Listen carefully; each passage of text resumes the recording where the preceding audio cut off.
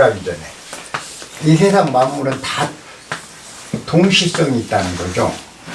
동시성은 뭐냐면은 예를 들어서 미국 뉴욕에서 본 사건이 딱 벌어졌는데 한국에 있는 어떤 사람이 문득 그 사건을 그 데자뷰처럼 본다 이거죠. 보고 느낀다는 거지. 그래서 거기서 뭐 비행기가 떨어졌는데 이렇게 바로 안다는 거죠. 여기서 앉아서. 그런 일이 어떻게 발생하는가 라는데 왜 인간은 자기가 본 적도 없고 가본지도 않고 멀리 떨어져 있는데 거기서 사건이 일어나는 걸 이쪽 사람이 알 수 있는 걸까? 우리가 이제 보통 예지력, 뭐 예언력 이렇게 얘기하는데 그걸 연구를 한 거죠. 그걸 연구를 하면서 어떻게 그런 걸 알까 항상 이제 생각을 했어요. 그래도 이제 주역을 만난 거지. 그 주역을 쭉 그 검토를 하고 나서 그 원리가 결국 동시성이라는 거다. 이렇게 이제 판단한 거예요. 그러니까 뭐냐면 이 세상에 어떤 일이든 조짐이나 징조가 없이 어떤 일이 나타나지는 않는다는 거죠. 이게 징조나 조짐이 없이 우연히 발생되는 사건은 존재하지 않는다는 게 이제 칼 융의 입장인데, 이 사람이 동시성 이론을 이제 자기가 정립한 건 뭐냐, 인간에게는 개인, 자아라는 개인이잖아. 개인.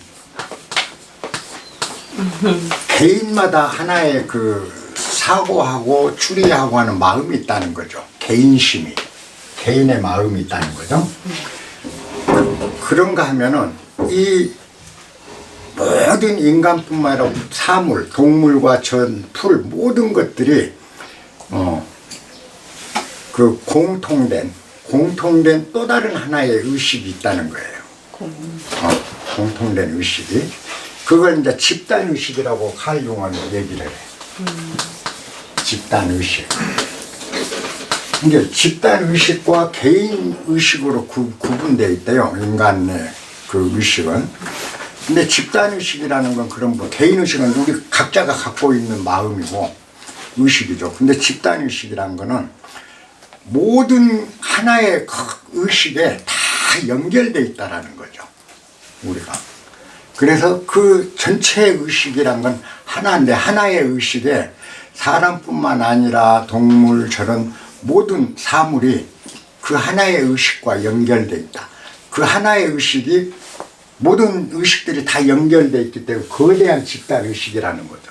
여기에 각 개인이 다 연결되어 있다. 그리고 요 개인이 연결돼서 개인의 의식이 있고 여기는 거대한 집단의식이 있다는 거예요. 그러니까 뉴욕에서 예를 들어서 뭔 일이 딱 발생하면 누군가가 그 사건을 목격하게 된다. 그렇죠? 그랬을 때 한국에 있는 이 사람 이 집단의식이 작동되게 되면 이 사람이 이 일을 안 보고도 느낄 수가 있다라는 거죠. 그 다음에 이 집단의식을 고도로 어떤 발달된 사람이, 개인이 여기서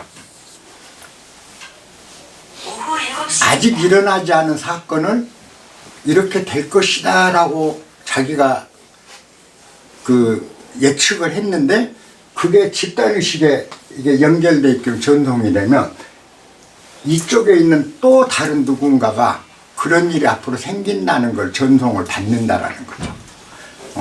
이제 칼 융은 이렇게 돼 있기 때문에 인간은 능히 자기가 보지 않고 경험하지 않고 알지 못하는 것도 알 수가 있는 힘이 거기서 나온다. 그러면 이제 요걸 가지고 다시 일부 유럽의 그 과학자들이 이제 양자 이론하고 또 접목을 하더라고요. 그런 그 융의 집단의식과 양자의식을. 그리고 거기에 주역 이론이 접목이 되는 거예요. 요즘 굉장한 제가 그 과학계에서 특히 심리학계나 이런 데서 초자연적인 문제들을 다루는 그 사람들 중에 일부 양자 이론을 하는 과학자들도 주역 이론이 굉장히 중요한 포인트가 되고 있더라는 거죠. 그래서 저는 융의 이걸 보면서 저도 항상 생각한 게 그거였거든요. 우리는 개체로 존재하지만 모든 것과 다 연결돼 있다라는 건 저도 확신을 해요. 항상 나와 저 나무가 절대 둘이 아니라는 거. 우리가 모르는 어떤 것에 의해서 다 연결돼 있거든요.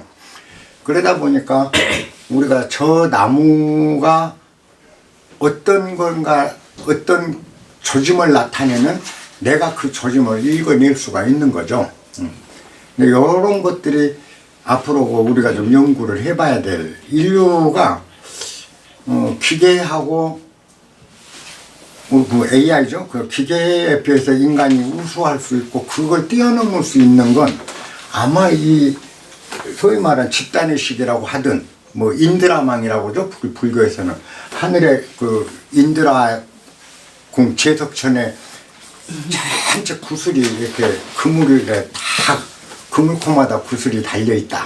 인드라망으로. 그런데 각각의 구슬은 이쪽 구슬은 이쪽 구슬에 비추고 이쪽 구슬에 모든 구슬이 서로가 서로를 비추고 반영하기 때문에 그 구슬 하나에 모든 인드라망에 걸려있는 구슬이 다 투영돼 있다라는 게 이제 불교적인 입장이죠. 인드라망의 그 구성 원리가. 그래서 이제 불교 인드라망이 이 칼 융에 가면 집단의식으로 이제 용어가 바뀌는 건데 이런 걸 우리가 이제 염두에 두면서 모든 세상 만물은 다 내가 그 조짐을 갖고 있지 않더라도 저기 있는 나무나 돌이나 또 고양이나 이런 것들이 그 특정한 조짐을 가지고 있다. 그거 징조를 읽어낼 수 있어야 되는 게 이제 그 현기라고 하죠. 주역을 공부하다 보면.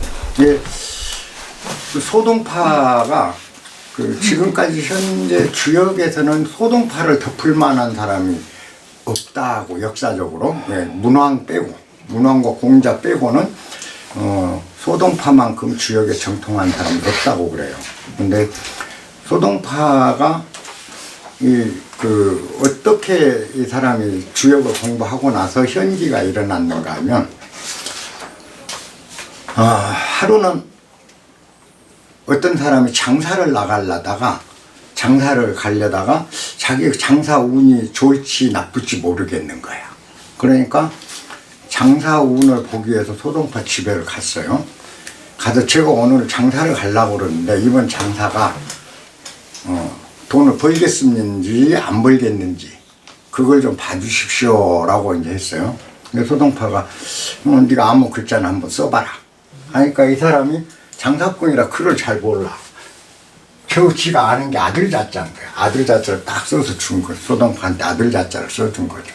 근데 소동파가 이 아들 자자를 딱 건네봤는데 그때 소동파 집에 계집 종이 다과상을 들고 소동파 그 방으로 들어오는 거예요.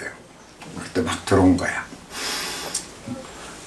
그래서 이제 소동파가 그 사람 보고 그 장사하려고 한 사람하고 아마 요번 장사는 대박을 터칠 거요. 제대로 벌고 오겠네요. 라고 얘기를 했어요. 이 사람 기분이 좋아. 미래를 꿰뚫어 본다는 사람이 장사 잘 된다고 하니까. 그래 나고 신나서 얼굴에 환하게 웃음을 띠면서 이제 장사 준비를 하고 있으니까 이 사람 친구가 이시성을 가진 사람인데 뭐가 그리 기분 좋아? 그러니까 소동파 선생이 나 이번 장사에 돈 무지개 번다고 그랬어. 어떻게 했는데 그래서 내가 점을 보러 갔는데 글자를 써보라고 그러더라고. 내가 아들 자자를 써서 드렸더니 그걸 보고 나보고 대박을 터친다고 그러더라. 근데 일이 된 거예요. 근데 이 사람도 장사꾼인데 둘이 친구라. 자기도 가지점을 보고 싶어서 그래서 소동파 집에를 가요. 그래서 저놈아가 아까 아들 자자를 썼더니 장사 잘 된다고 그랬으니까 나도 아들 자자를 써야지. 그리고 소동파에 가서 저 장사 가려고 그랬는데 일진 좀 봐주세요. 그러니까 아무 글씨나 한번 써보이소. 그러니까 또 이놈도 아들 자자를 딱 써서 소동파한테 건네주는데 그때 소동파 창문 그 밖으로는 봉창 창문으로 고양이가 팔딱 뛰어들어오는 거예요. 그러면 소동파가 아마 당신 잘못하면 죽을 수가 있다. 물에 빠져서 생명을 잃을 수도 있는데 살아난다 해도 장사는 한 푼도 못 건지고 그러니까 몸 조심하고 물 조심하고 지극히 조심하고 조심해라 이렇게 얘기를 한 거예요. 아니, 같은 아달 자자를 썼는데 저놈은 장사 잘 된다고 나는 잘못하면 물에 빠져 죽을 운이다 말이야. 조심해라. 그리고 장사는 이번 장사는 그 생각지도 말라. 이렇게 얘기를 하니까 이 사람이 나와갖고 가서 대박을 터춘다는 이 친구만 따라다니면 되겠다. 얘는 분명히 돈을 번다고 했으니까 운도 좋고. 이게 나는 얘 꽁무니만 절절절절 계속 따라다니면 나도 장사가 될 거고 위험하지도 않고 얘는 재수가 좋으니까 재수전에 따라다니면 자기도 그 재수가 좋을 거 아니냐 이 생각을 하고 이 친구한테 나 너 이번 장사는 너 따라다닐게 승낙을 받고 계속 따라서 가는 거예요. 그날 쭉 같이 그 밀가루를 사서 밀가루를 팔라고 밀가루를 강 건너 쪽에 팔기 위해서 이제 그 밀가루 쪽에서 사서 운반을 하는 거죠. 짊어지고. 그러고 종일 같이 행동했어. 그래서 이제 가서 강가에 가가지고 이 처음에 운이 좋다는 친구가 내가 그 지금 먹을 거 점심하고 먹을 걸 얼른 준비할 테니까 여기서 짐을 좀 보고 있어. 강가에서 여기 보따리를 할 테니까 짐을 좀 잘 지켜. 그러고 점심을 사러 가는 거예요. 음식을. 그러니까 이 미스탈 이가 말이야. 저 새끼를 따라가야 되는데 계속 따라가는데 혼자가 따라가고 싶은데 이 짐을 봐야 되잖아요. 그러니까 거기서 짐을 보고 있는 거야. 짐을 지키고 있어. 근데 친구는 이제 그 음식을 사러 가버렸고. 근데 나룻배가 이제 그 강에 매여 있는 거예요. 그러니까 친구 올 동안에 짐이나 내가 실어놔야 되겠다. 그러고 먼저 자기 그 짐을 밀가루를 짊어지고 배에다가 실으면서 올라갔어요. 올라갔는데 배가 기우뚱하다 바각 뒤집은 거야. 그래갖고 물에 빠져버린 거예요. 거꾸로 이제 배가 뒤집혀서 빠진 거예요. 그러니까 이 사람이 물속에서 이제 죽게 되면 막 허부적허부적하고 거의 다 죽어가는데 그때 이 친구가 돌아온 거예요. 와서 보고 물에 빠져 있으니까 긴급히 건져내서 겨우 목숨은 살았어요. 근데 이제 기력도 다 빠지고 물속에 죽다 살아난 거지. 그 다음에 밀가루는 직급 밀가루는 먼저 짊어지고 갖다 실으려다가 엎었으니 강물 속에 밀가루가 이제 다 빠져없으니까 아예 아무것도 안 남은 거죠. 그 몸도 그렇고 물에 빠져서 너무 힘들고 그러니까 이제 장사할 수도 없고 장사 미천도 날아가 버린 거죠. 그러니까 이 사람은 이제 장사를 포기해요. 하고 처음에 그 했던 친구만 자기 밀가루 강가에 있는 밀가루 자기가 배에다 싣고 건너 쪽으로 갔는데 이게 그 밀가루 자체가 엄청나게 그쪽 지역에서 식량이 폭등이 되면서 몇 배 이익을 본 거예요. 이 사람이. 그래서 성공해서 왔어. 와서 둘이 이제 그 다음에 소동판테를 간 거죠. 이제 그 친구가 얘기를 한 거야. 나도 너하고 똑같이 썼는데 왜 나는 그런지 모르겠다. 한번 물어보자. 그래서 둘이 소동판테 가요. 가서 물어봐.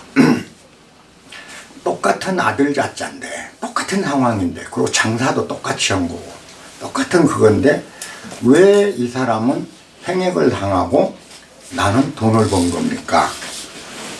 똑같은 글자였고 똑같은 상황에 똑같은 일을 했는데 어떻게 그렇게 된 겁니까? 그러니까 소동파가 하는 말이 앞에 친구는 처음에 아들 자자를 써서 나한테 줄 때 그 주변 상황에서 우연히 계집종이 이 방으로 들어오더라. 그러니 계집녀의 아들 자자를 쓰면 좋을 호자가 되는 거다.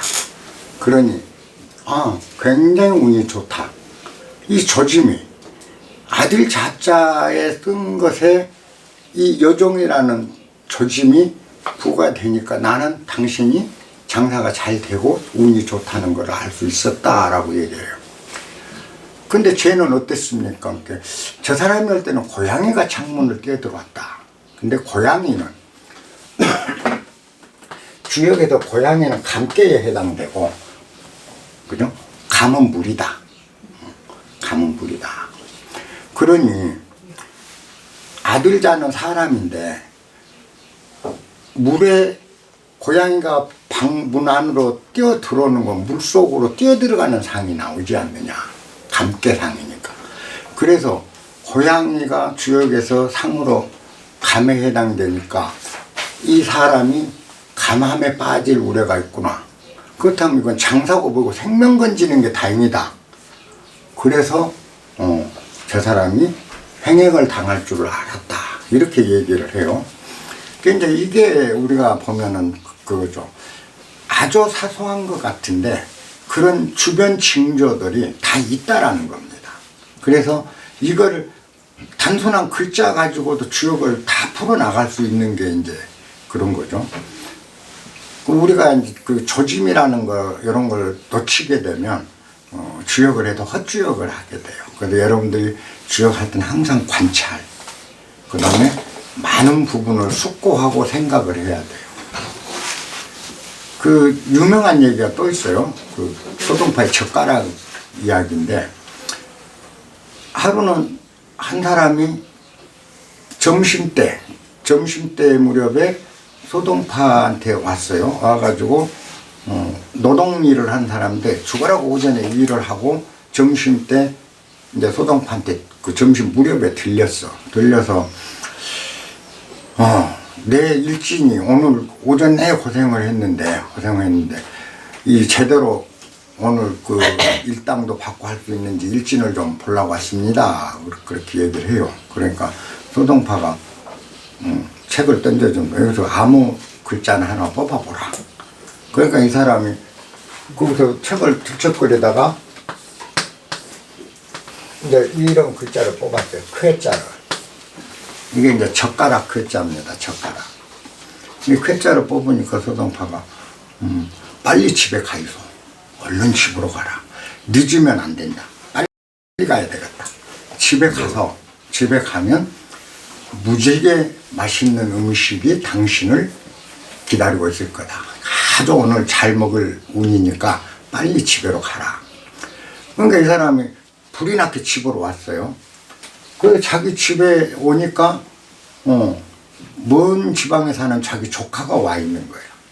와 있더니 아이고 왜 안 오시나고 기다리다가 돌아가려고 지금 했었는데 마침 잘 오셨습니다. 오늘 그 조카가 제 아버지 그 회갑년을 하는데 빨리 가십시다. 모시러 왔습니다. 그래서 갔어요. 가니까 정말 김수성 그 연회니까 회갑 잔치니까 차려놔서 엄청 잘 먹은 거야. 그래서 소동파 얘기대로 이제 된 거야. 그러니까 신기해서 그날 거기서 밥을 먹으면서 이제 이야기를 한 거예요.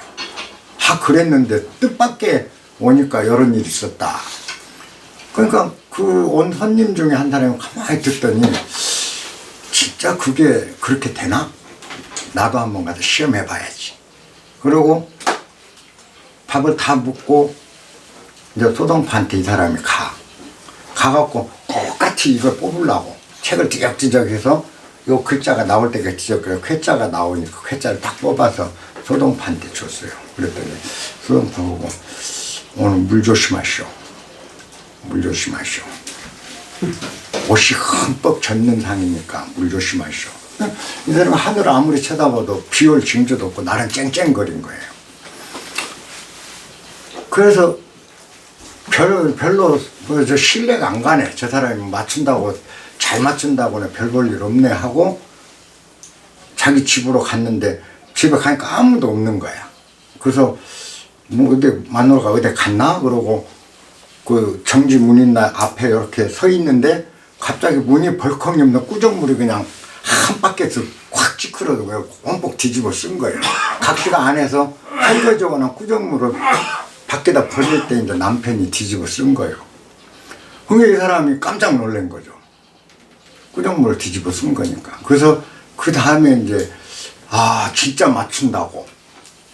정말 그런 거 잘 맞춘다고. 이렇게 자기 아는 사람한테 얘기하니까 그래?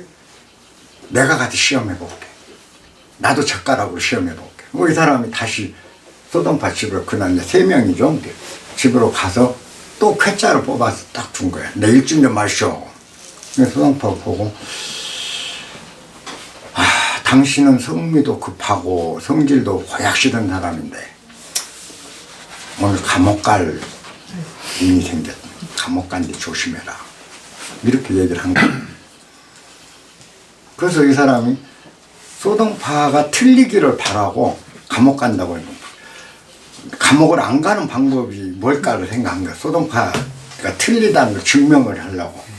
그래서 자기 집으로 부지런히 가서 안방에다 이불을 갖고 딱 들어 놓아요. 밖에 안 나가고 집에서 잠만 자고 있으면 감옥 갈 일이 안 생긴다. 그리고 방에 가서 딱 누워있어. 누워있는데 한참 누워있는데 뭐 굉장히 시끌시끌한 거야. 시끄러워. 그러더니 집에 와서 어떤 여자가 막 악을 쓰면서 문을 두드린 거예요. 문을 열고 왜 그러려고 보니까 이 여자가 우리 집 거위가 없어졌는데 당신이 훔쳐간 거 아니냐 하고 시비를 놓은 거야. 그러니까 이 성질 급한 사람이 참아야지 하고 참아했던 사람이 깜빡 잊어버리고 이 여자하고 싸우다 밀어버렸는데 여자가 넘어지면서 기절을 하면서 크게 다친 거예요.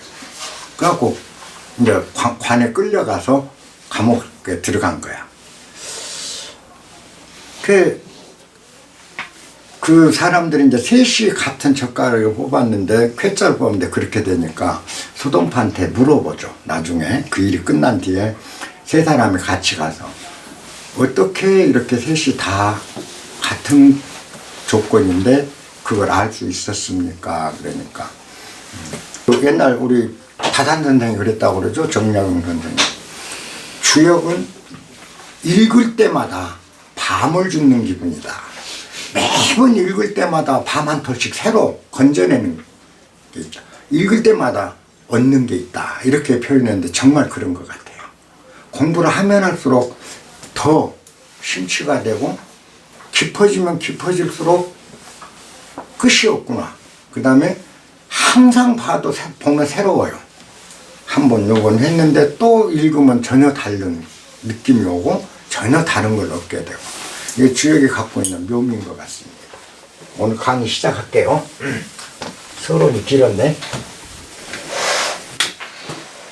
오늘은 수천수괴입니다. 5번째 꾀죠. 우회가 물, 수, 감깨죠.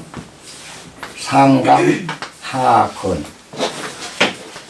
그래서 위가 물이니까 수, 아래가 하늘이니까 천. 수천수.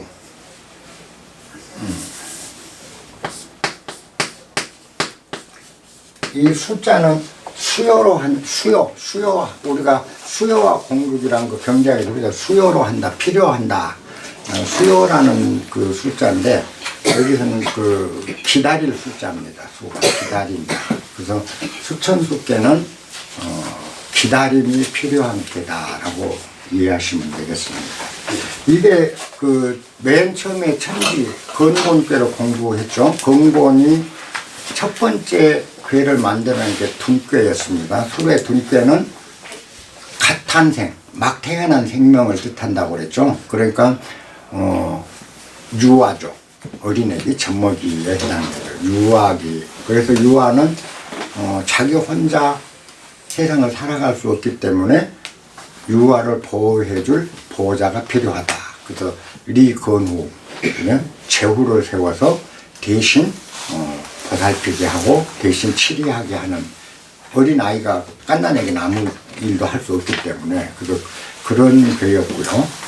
그 다음에 둔괴 다음에 공부했던 게 그 몽괴입니다. 네 번째 괴가 몽괴. 몽괴는 젖을 떼고 철들 때까지 7살까지의 동몽, 아동을 얘기한다. 아동기다. 그래서 이 몽괴 때는 바로 어린아이한테 이제 생각하는 방법을 가르치고 철을 철들고 진토에 나가고 들어가는 인간으로서 살아갈 수 있는 가장 기본적인 계몽기가 몽괴다. 그랬었죠. 그 다음 이 몽 다음 꾀가 이제 수괴입니다. 오늘 공부할 그 수천수. 수괴는 7살이 넘은 후부터 이제 숙계는 어디냐, 성년이 될 때까지, 성년이 될 때까지 몸과 마음을 기르면서 기다리는 괴입니다. 기다린다. 그래서 이제 수천숙괴가 5번째 괴가 됩니다. 그러면 우리가 이제 수천숙괴 다음은 천수송괴로 소홍이 됩니다. 송괴가 옵니다. 소홍은 소송, 다툼이죠. 다툼이라는 거죠. 그러니까 송괴는 생존 경쟁을 얘기합니다. 이제 20살이 성년이 되면 생존 경쟁에서 우리는 치열한 생존 경쟁에 뛰어들잖아요. 다투면서 살아가는 인생이. 그럼 그 다툼은 성년이 돼서 정말 힘들고 다투는 세상을 살아가려면 그 안에 무엇이 필요한가? 그 안에는 그 전에 이런 때를 대비해서 몸을 기르고, 그 다음에 정신에도 마음에도 자양분을 공급해주고, 그러면서 성년이 될 때까지 기다리는 상황이죠. 그래서 숙괴는 기다리는데 막연히 기다리는 게 아니고 몸과 마음을 기르면서 기다리는 괴입니다.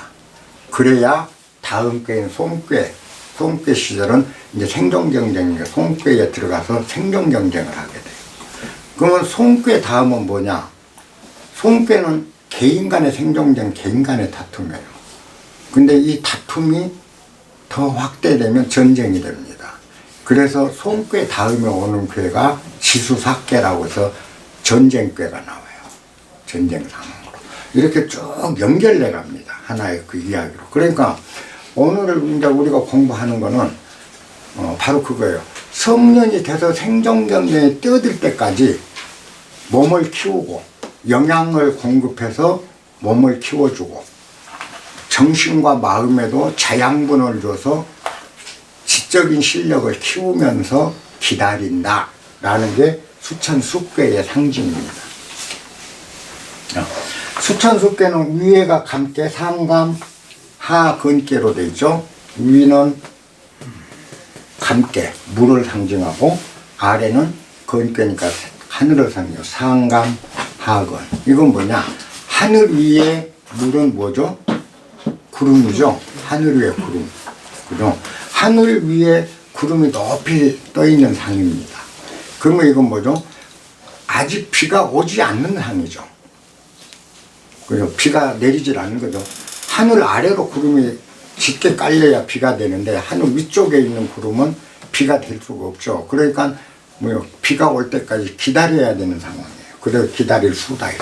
하늘 위에 구름은 아직 비가 안 됐기 때문에, 성년이 안 됐기 때문이죠. 역할을 못 하는 거죠. 물의 역할을. 그래서 비가 내릴 때까지 기다려야 된다. 그래서 숙괴는 기다린다라는 게 제1의입니다. 기다린다. 때가 될 때까지 기다린다. 때가 되면 움직이는 거죠. 그래서 그 움직일 때까지 기다린다라는 요거고. 그 다음에 두 번째는 뭐냐? 막연히 기다리는 게 아니고 그 기다리는 기간 중에 조건을 성숙시킨다. 그런 겁니다. 그래서 우리가 보면 태천쾌 때가 있어요. 요거는 하늘 위의 연못이죠.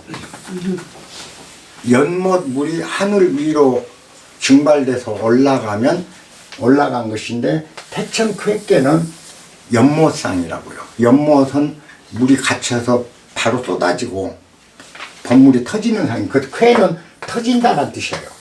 제방이 터진다.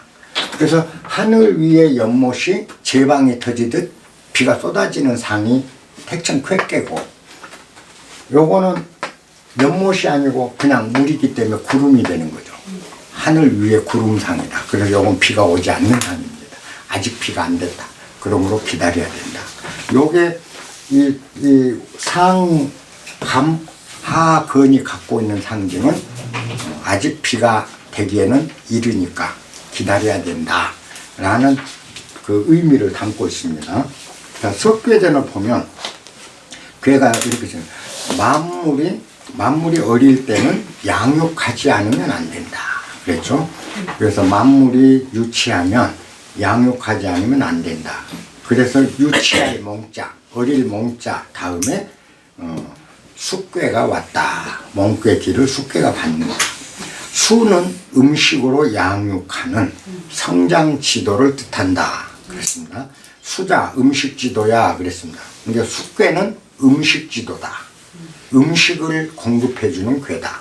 기다리면서 음식을 줘야 몸이 커지죠. 그래야 나중에 성년이 돼서 어른이 돼서 생존 경쟁하죠. 그래서 음식이 여기서 말하는 음식은 꼭 그 밥 먹는 것만이 아니고 정신적 자양분까지를 포함한다고 보시면 되겠습니다. 그다음 잡계전에서 보면 리께는 불초요, 숙괴는 부진이다. 천택리께는 발불 리자기 때문에 행동하는 괴고 행진해서 머물지 않고 나가는 괴고 숙괴는 부진, 나가지 않는 괴니까 기다리는 괴다. 그러므로 전진하지 않는다.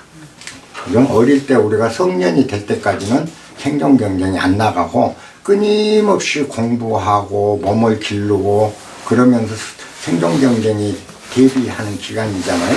그래서 전진하는 게 아니고 머무르는 거죠. 기다리면서. 잡계전도 그렇게 해요. 그러면 우리가 이상 이제 그 아까 위에 괴의 상하괴의 구조나 석괴전 또 잡계전 이걸 다 종합해 보면 괴의 뜻은 분명히 나옵니다. 숙괴는 영양을 섭취하며 때를 기다려야 하는 시대다. 그런 때다 이겁니다. 그래서 제가 그 괴 맨 앞에 괴명 앞에 그 가로로 약하게 문자 변보양 변대시 그랬죠. 한편으로 몸을 기르고 몸과 마음을 기르고 한편으로 때를 기다린다는 뜻입니다. 요게 숙괴가 갖고 있는 특성입니다. 그러니까 숙괴가 나온다는 건 뭐죠? 아, 기다려야 할 때구나 라고 우리가 알면 돼요. 그래서 우리는 어린애 아니잖아요. 근데 내가 어린이를 봤으면 어린애 몸 기르는 그런 얘기는 아니잖아요. 숙괴가 나온다는 거는 그래서 숙괴가 나온다는 건 기다리면서 내실을 다져라는 뜻이구나 라고 금방 알 수가 있는 괴죠. 아까 말씀대로 둔괴는 만물이 시행하는 갓난아기 영아식이고요. 몽괴는 유치하고 아직 철이 덜 든 동몽 어린 아동기고 그러니까 숙괴는 이제 청소년기 소년기입니다. 그래서 성년이 돼서 제 몫을 할 때까지 몸과 마음을 기르는 소년기라고 생각하면 됩니다. 그래서 둔이 영아, 몽은 아동, 그 다음에 이제 이 숙괴는 생존 경쟁을 준비하는 소년기. 이 정도로 여러분 생각하면 괴가 정리가 잘 될 겁니다. 숙괴는 대장괴에서 왔습니다. 원괴가 대장괴예요. 숙괴도 보면은 음이 두 개, 그죠? 음이 두 개니까 이음이죠. 이음 사양괴죠. 그래서 우리가 12소식괴 중에서 이음 사양괴는 뇌천대장, 상괴가 우레로 되어 있는 뇌천대장괴하고 그 다음에 천풍국괴가 있습니다. 천산본괴가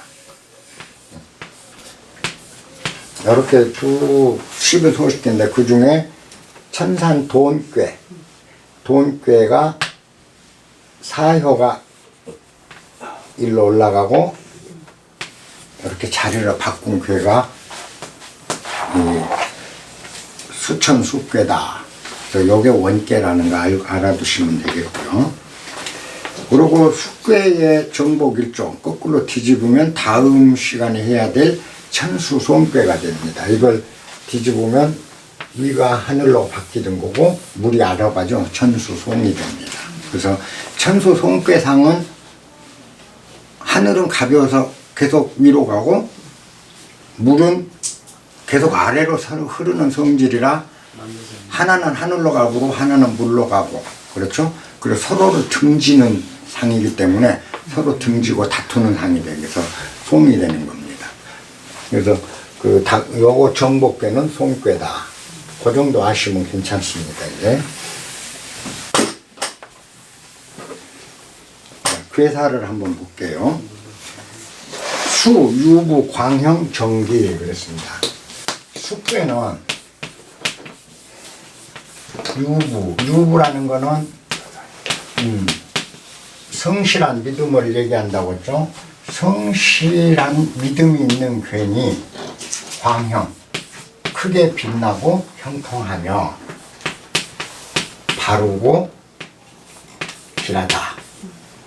그 다음에 이섭대천, 큰 물을 건너는데 유리하다.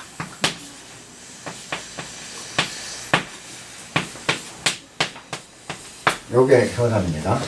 이거 보면은 광형, 그죠? 유부는 광형, 근데 사실 원형이죠. 그죠? 원은 광대한 걸 얘기한 거고. 그래서 원형, 리는 뒤에 있죠. 이섭대천. 그래서 사실 이 숙괴도 원형, 리정, 사덕이 다 들어있는 겁니다. 그렇게 보시면 돼요. 근데 해석은 숙괴는 믿음이 있는 거야. 성심이 있는 괴다. 성심이 있기 때문에 크게 형통하고 빛나고 형통하며 바르게 해야 길하다. 발음을 시켜야 길하다. 그 다음에 섭대천하며 큰 물을 건너는데 숙괴는 굉장히 유리해진다. 자, 여기서 여러분 섭대천, 큰 물을 건넌다는 건 뭔가를 생각해 보시면 되죠.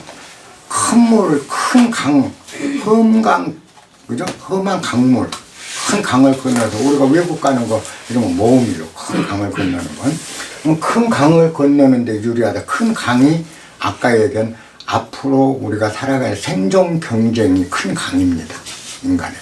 그래서 숙괴에서 잘 자신을 닦아놓으면 큰 강을 건너는데 유리하다. 생존 경쟁에 유리하다는 뜻이에요. 여기서 그럽니다. 자, 숙괴는 그죠?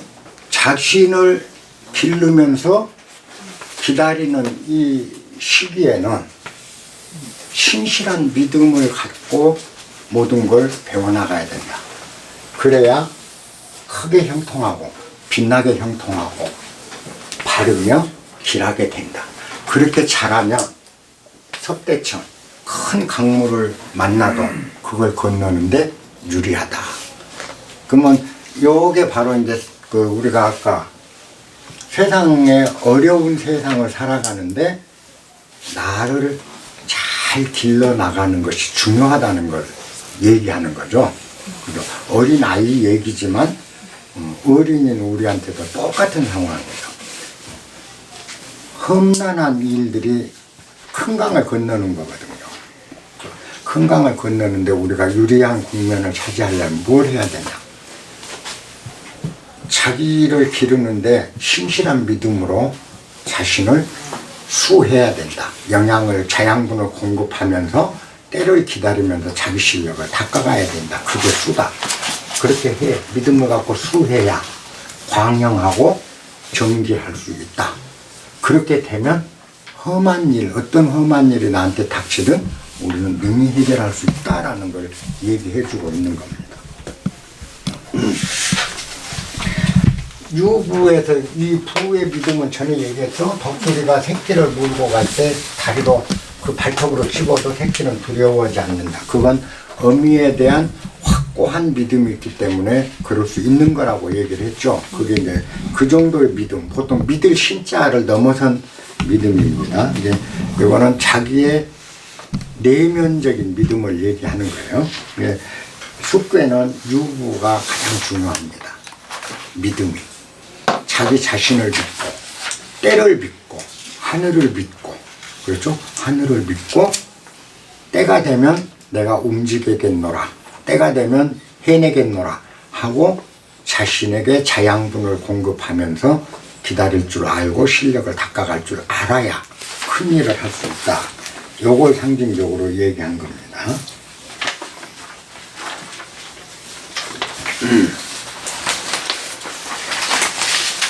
여기서 이제 유부상인데, 보통 주역에서 그 유부란 말이 자주 나와요. 자주 나오는데, 어떤 상이 유부상이다라고 탁 통일된 견해가 없어요. 이 상에서 왜 이 상이 믿음이 있는 상이냐? 숙교에는 믿음이 있다 그랬는데, 믿음이 있는 상이 뭐냐라는 거거든요. 근데 대부분 이제 지금 그 믿음의 상을 한 3가지 정도로 주역의 모든 괴를 다 64개를 놓고 유부라는 말이 나온 괴사나 효사를 제가 이제 쭉 분류를 해봤어요. 유부가 나온 거. 분류를 하면서 공통점을 찾아본 거죠. 찾을 때 3가지 경우가 나오더라고요. 첫째 하나는 사이에 양이 들어있는 상. 그러면 예를 들어서 뇌산 소가 같은 경우도 유부지상이 나와요. 유부란 말이. 둘 하면 양쪽에 음이 있고 가운데 강한 음이 있을 때 유부란 말이 나오더라는 거죠. 그런 상에서 유부라고 얘기를 하는 게 한 4개 정도 괴가 나와요. 그리고 또 하나의 경우는 이제 음효 사이에 강효가 끼어 있을 때, 이때 그 유부라고 한다. 그 다음 또 하나는 주효가 5효나 2효일 때, 2효로서 중을 차지해서 중정한 상이 있을 때 유부란 말이 나오더라고요. 2번째 경우가. 그리고 제일 유부라는 말이 많은 게 친비상이에요. 그거는 아까 첫 번째 사이에 양이 들어간 것과 동일한 효과인데요. 친비상이란 건 상하로 친비가 이루어질 경우 유부라고 그러더라고요. 그러니까 여기서 보면, 자, 이 5효를 중심으로, 5효 임금을 중심으로 아래서도 친비하고 위에서도 친비하는 상이 있어요. 친비라는 건 뭐죠? 서로 친하게 되면서 상대를 믿어주고 상대를 따르는 상이거든요. 이 양을 음이 밀어주고 따르는 상이다. 그래서 이런 경우는 친비가 안 돼요. 친비는 친비인데 하나만 없기 때문에 상하로 친비가 안 되니까 믿음이 반쪽 믿음이 되는데, 이 경우는 상하 친비가 되는 경우죠. 이렇게. 그래서 이 상하 친비를 제일 많아요. 상하 친비의 경우 유부라고 하는 게. 근데 여러분들이 앞으로 그 유부는 믿음인데 이 믿음이라는 괴가 많지 않아요. 유부가 나오는 괴가 20개가 안 넘어요. 근데 거기서 보면 이렇게 상하로 친비하고 있을 때 가운데서 양이 중심을 딱 잡아주는 경우인데, 그게 아까 처음 얘기한 두 사이에 양이 껴든 것과 동일하더라고요. 이런 경우는 언제나 상하 친비가 이루어지고 있는 거예요. 그리고 복용하고 주효가 중을 차지했을 때, 이때 그 중 하나만으로는 안 돼요. 중을 차지하는데 상하 음양 정음이 될 때요. 5효와 2효가 음양 정음을 이룰 때 중을 차지하고, 그 주효가 그럴 경우에요. 그때만 유부라고 하더라. 그래서 여기서는 이 숙배는 요 유부라는 건 상하로 4효도 5효를 믿고 친비하고, 상효도 5효를 믿고 밀어주고 땡기고 하는 친비상이 있기 때문에 이 셋 사이에는 굳건한 믿음이 있다. 이 상을 취한 게 유부입니다.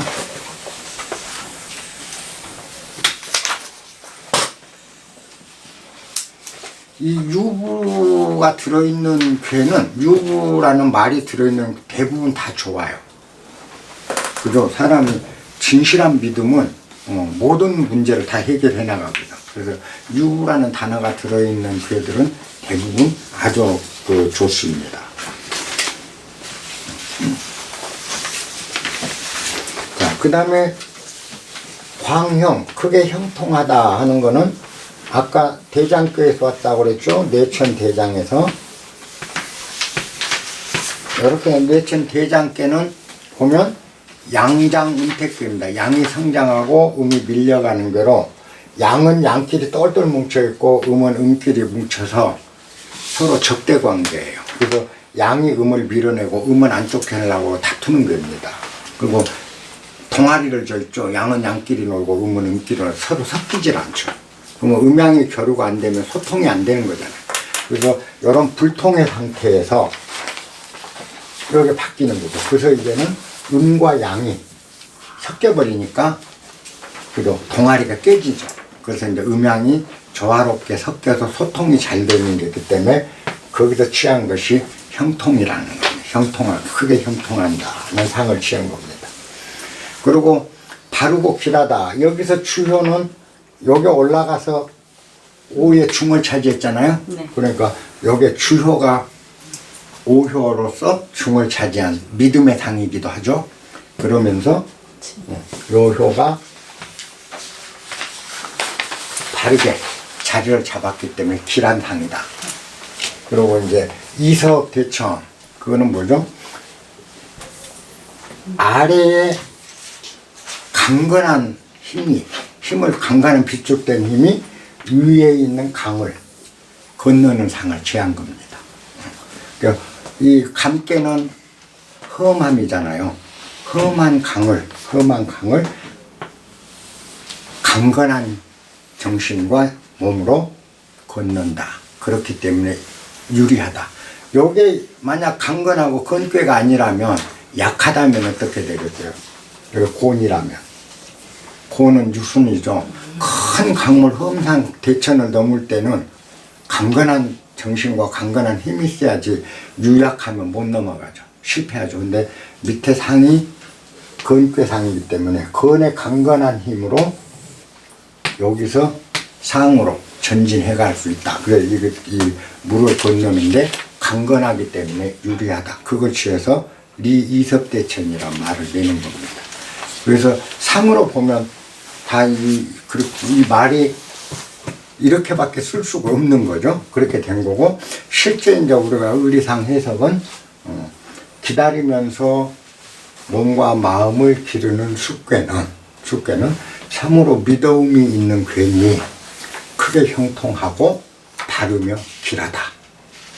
그렇게 몸과 마음을 잘 길러놓으면 험산 대천을 건너는데 무척 유리해진다라는 논리로 그 의리상으로는 그렇게 해석이 되겠습니다.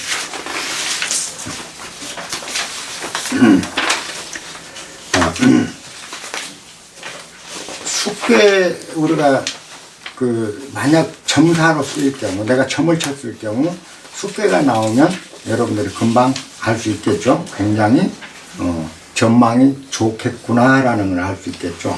다만 조심해야 될 거 뭐겠어요? 함부로 운동하지 마. 기다려. 때를 기다려. 그렇죠. 믿음으로 힘을 기르면서 때를 기다릴 줄 알아야 된다. 이게 이 숙괴가 나오면 앞날이 굉장히 크게 열릴 수 있다. 근데 그에 맞도록, 열릴 수 있도록 자기 운을 믿고 자기를 갈고 닦는데 주력을 해주기만 하면 숙괴는 유리하다. 굉장히 좋다. 그렇게 보면 되시겠습니다. 내가 가만히 있는데 운이 그냥 주지는 않거든요. 자기 노력이 수반돼야 되는 거죠. 단전 읽어보겠습니다. 수야 그랬구나. 숙괴는 기다려야 하는 때다. 험제전야. 험난함이 앞에 있기 때문이다. 자, 숙괴 다음은 송괴 시대라고 그랬죠. 그러면 생존경, 송괴 생자. 생존경제는 험난함이 우리 앞에 놓여 있기 때문에 우리가 청소년기를 공부하고 갈고 닦고 연마하고 그러면서 생존경쟁의 때를 기다리고 험함이 앞에 있는 겁니다. 그 상으로 보면 아픈 상이죠. 전이요 상, 앞 위에 개가 요건 네 개인데 앞에 감험, 물의 험난함이 앞을 가로막고 있는 상이죠. 그래서 상은 그걸 보자는 요 상을 취해서 험제전야, 험난함이 앞에 있다라는 말을 썼고 요게 의리상으로는 생존 경쟁이라는 험난함이 앞에 놓여 있다라는 뜻이 됩니다. 그 다음에 강건이 불함 그랬습니다. 강건함이 있기 때문에 불함, 함몰되지 않는다. 함몰되지 않는다. 그죠? 이 근꾀에 강건함이 있기 때문에 이 험난함 속에 함몰되지 않고 능히 헤쳐나갈 수 있는 상이다라는 뜻입니다.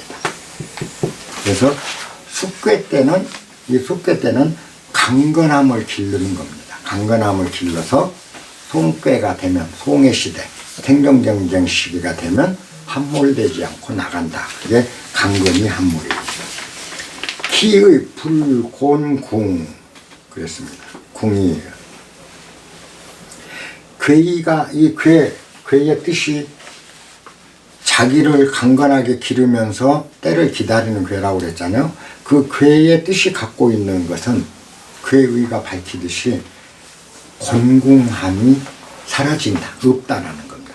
이 괴가 갖고 있는 자체가 강건함을 기르면서 때를 기다리니 때가 되면 곤궁함을 겪을 일이 없게 된다. 우리가 공부하는 목적이죠. 대학 가고 중학 가고 열심히 하는 목적이죠. 수유부 광형 정길, 이제 이걸 쭉 얘기해. 유부 광형 정길까지 괴사를 얘기한 겁니다. 숙괴가 믿음이 있어서 크게 빛나고 형통하며 바르고 정고하다 한 것은 위호천이, 자, 자리를, 그죠? 천위의 자리하고, 요거는 상괴는 천, 하괴는 지라고 그랬죠. 상괴의 중이 하늘을 중심이니까 이 천자위라고 그러죠. 천자위에 강건하게, 그죠? 천자위에 제대로 자리 잡고 있기 때문에, 그리고 중정함이 있다. 이 중정이라고 그래요. 이 중정함이 있기 때문이다. 뭐냐? 주효가 천자위를 차지하고 중정한 상이 있기 때문에 광형이요 정기할 수 있는 상이다. 그렇게 얘기를 한 겁니다. 이 상을 보고. 그러므로 이건 크게 형통하고 바르고 길한 상이다. 공자가 광형, 그 상을, 요 효의 위를, 효위를 갖고, 효위로서 이제 광형의 이유를 설명한 겁니다. 아까는 전체 상을 가지고 한 거고, 이번에는 주효 하나의 상을 가지고, 주효가 천위에 있으면서, 지존 위에 있으면서 중정하다. 중을 차지했다. 중을 얻었다. 그걸 가지고 설명하는데, 그 의리상으로 보면 어떤 뜻이 되는가 봅시다. 천명을 받고, 천명을 받은 자리에서, 그죠? 중용의 도를 행해서 좌우로 바로 광형 정길, 크게 형통하고 길하다. 그런 뜻이 됩니다. 이섭대천 왕유공이다. 자, 섭대천 하면 대강을 건너면 유리한 것은 왕유공, 나아가면 공을 이루게 됩니다. 자, 여기서 사요가 나아갔죠. 상진했죠. 그리고 요거 오효가 후퇴를 했죠. 이렇게 돼서 나아가서 천위를 얻고 중정함을 얻어서 광형 정길하는 상이 됐으니까, 그죠? 나아가면 공을 세운 거죠.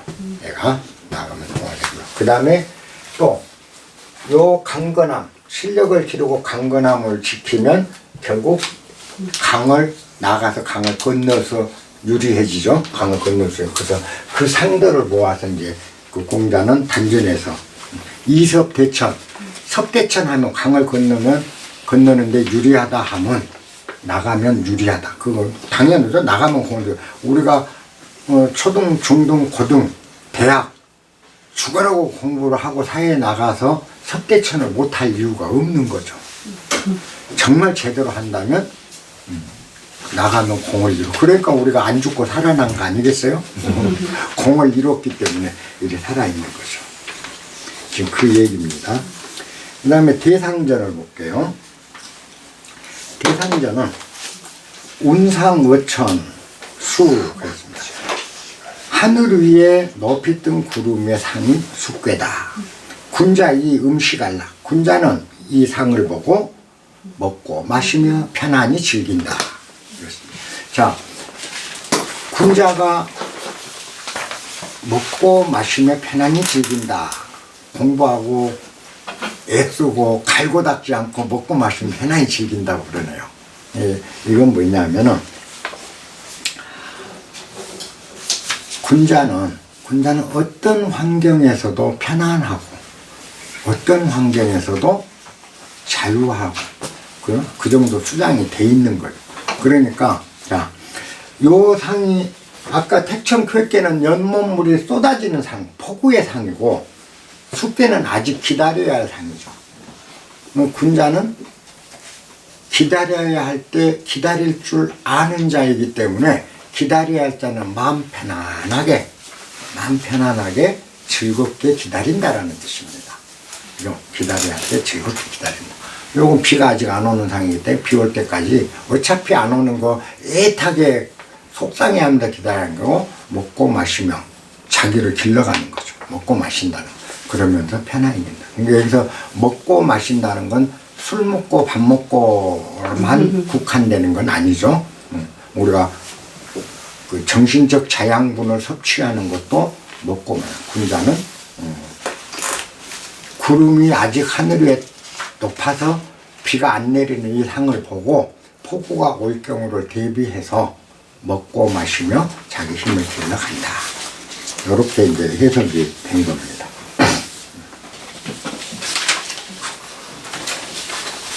그리고 이제 효사 할게요. 좀 쉬었다 할까요? 이을까요? 쉬었다 가세요. 자, 숙배 정리하고 갈게요. 숙배는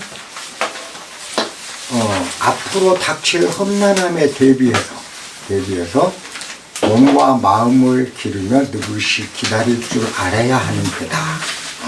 그렇게 이해하십시오. 그리고 이 숙배에서 가장 중요한 도는 기다릴 줄 아는 거다. 기다리면 도다. 그렇게 여러분들이 이해하시면 됩니다. 그리고 기다리되 막연히 기다리는 게 아니고 먹고 마시며 기다린다. 숙배는. 그리고 그 숙배의 괴사는 이게 뭐냐? 자기 실력을 기르면서 때를 기다리고 있는 상태에다 때가 오면 얼마든지 치고 나갈 힘이 길러지고 있기 때문에 크게 형통하고 그렇게 자기를 길러가고 있기 때문에 바르고 그래서 미래가 길하다. 그리고 숙괴 때를 잘 익히고 나면 자기를 닳고 나면 섭대천 하는데 굉장히 유리하다. 요걸로 정리하면 지금 그 앞부분은 여러분들이 충분히 이해가 되겠습니다. 잠깐 제가 담배를 한 대 대고 납니다. 효라가 참 재밌습니다. 기다림의 초기이고 기다림의 끝까지입니다. 요게 이제 시위가 시간적 위치로 기다림의 시작. 요때는 뭐죠? 7살 때부터 동문기를 끝나고 이제 생존 경쟁을 위한 몸과 마음을 청소년들이 길러가는 시기면 요건 7살 이제 시작 단계겠죠. 여기는 이제 거의 어른이 다 된 단계겠죠. 이렇게 되죠. 그래서 여기서 이렇게 시간이 자라면서 자기가 성장함에 따라 점점 이제 험난한 세상을 맞이할 준비를 해가는 상을 이야기하고 있는 거예요. 그래서 맨 첫 번째 보면 수, 우, 효, 교 그랬습니다. 교회에서 기다린다. 교회에서. 너른 들판에서 기다린다죠. 근데 두 번째는 백사장에서 기다린다. 모래밭에서 기다린다. 세 번째 가면 진흙밭에서 기다리게 돼. 강 위에 험산대 아까 큰 강을 건너는 게 생존 경쟁이죠. 큰 강에 점점 다가가는 거죠. 그래서 처음에는 벌판, 그 다음에는 백사장, 그 다음에는 이제 모래하고 물가에는 물하고 크게 섞인 진흙밭이죠. 진흙밭. 그 다음에는 이제 물에 직접 빠지는 거죠. 물에 들어가는 상이죠. 그래서 피밭. 피바다에서 이제 기다리는 거죠. 이때쯤 되면 이제 치열하게 준비를 해야 되는 피바. 그러고 이제 요 상태, 여기서는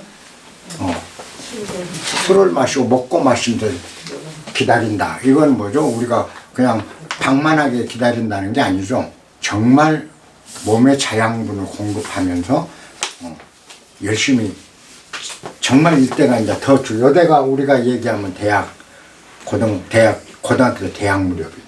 여기 이제 생존 경쟁의 마지막 단계죠. 이미 기다림의 끝자락 끝에 오는 그때는 이제 동굴 속으로 들어가는 거죠. 그죠? 이런 상대를 지금 예시를 하고 있는 겁니다. 초요부터 볼게요. 교회에서 기다린다. 이건 뭐야? 먼 곳에 그냥 느긋하죠. 지금은 이때는 굉장히 편안하고 느긋하게 시작이 되는 거죠. 아주 멀었으니까. 교회에서 기다린다.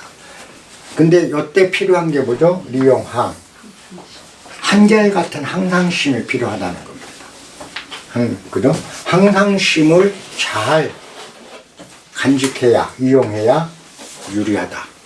그 다음에 그래야 허물이 없다. 항상심이 없으면 제대로 자신을 양육해 나가지 못하죠. 그죠? 그러니까 우리가 아이들한테 이제 아이들이 학교 들어갈 나이 됐을 때 아이들한테 가장 중요하게 교육시켜야 될 게 뭐죠? 항상심, 한결같은 마음을 아이들한테 길러줘야죠. 우리가 동문기에는 뭐가 중요했죠? 쇠소응대 진퇴지절. 그죠? 물 뿌리고 청소하고 사람한테 응대하고 대답하고 그 다음에 나가고 들어가는 진퇴에 대한 것만 어릴 때 유치원까지는 그게 필요하죠. 근데 초등학교 들어갈 때쯤 이제 학문이 시작이 되죠. 그때 아이들한테 여러분들이 심어줘야 될 거. 교육에 정말 중요한 거예요. 이때 심어줘야 될 건 다른 게 아니에요. 지금 책 잘 읽고 공부 잘하는 게 아니고 이제 학교 들어갈 나이 됐을 때 아이들한테 여러분들이 심어줘야 되는 거. 부모가 심어주고 할아버지나 할머니들이 손녀들을 양육해나고 기를 때는 항상 항상심이 중요한 거란다는 것을 뼛속 깊이 느끼도록 알려줘야 돼요. 그래야 이후에 항상 한결같은 마음으로 무엇을 하든 해나갈 수 있는 근본이 선다는 겁니다. 예, 자, 수업에 멀리 교회에 있을 때, 그래서 안전할 때, 그잖아요. 이제 막 교육 시작할 때, 그때는 아무 걱정 없거든. 근데 그때 우리가 심어줘야 될 건 항심이다. 항심. 그래서 그래야 무고하게 자란다. 자, 물에서 가장 머니까 교회라고 했습니다. 교회는 멀리 떨어진 곳을 교회라고 그러죠. 성에서 멀리 떨어진 곳, 성 밖이 교회입니다. 옛날에는 성 안은 성시라고 그랬죠. 성 내는 성시죠. 성시.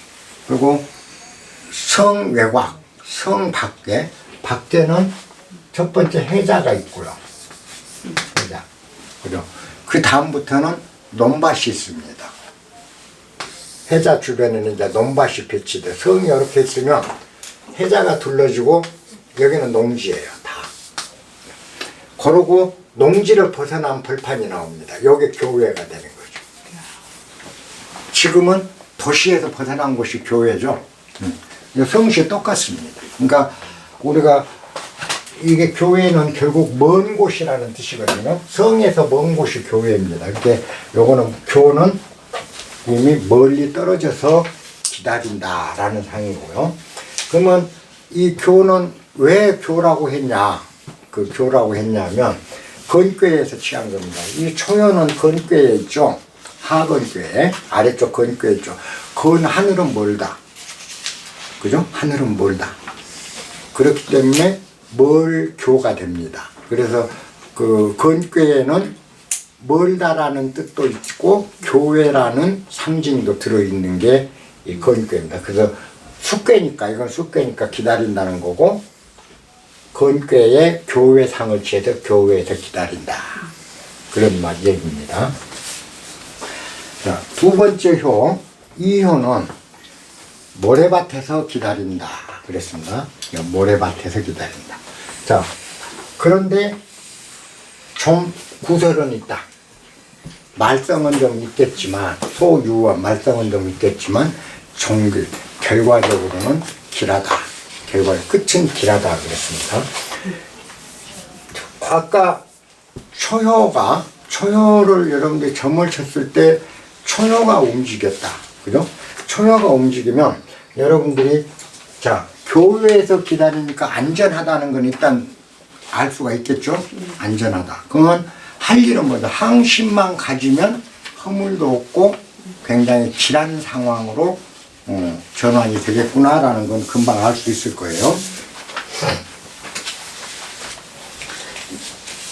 2호.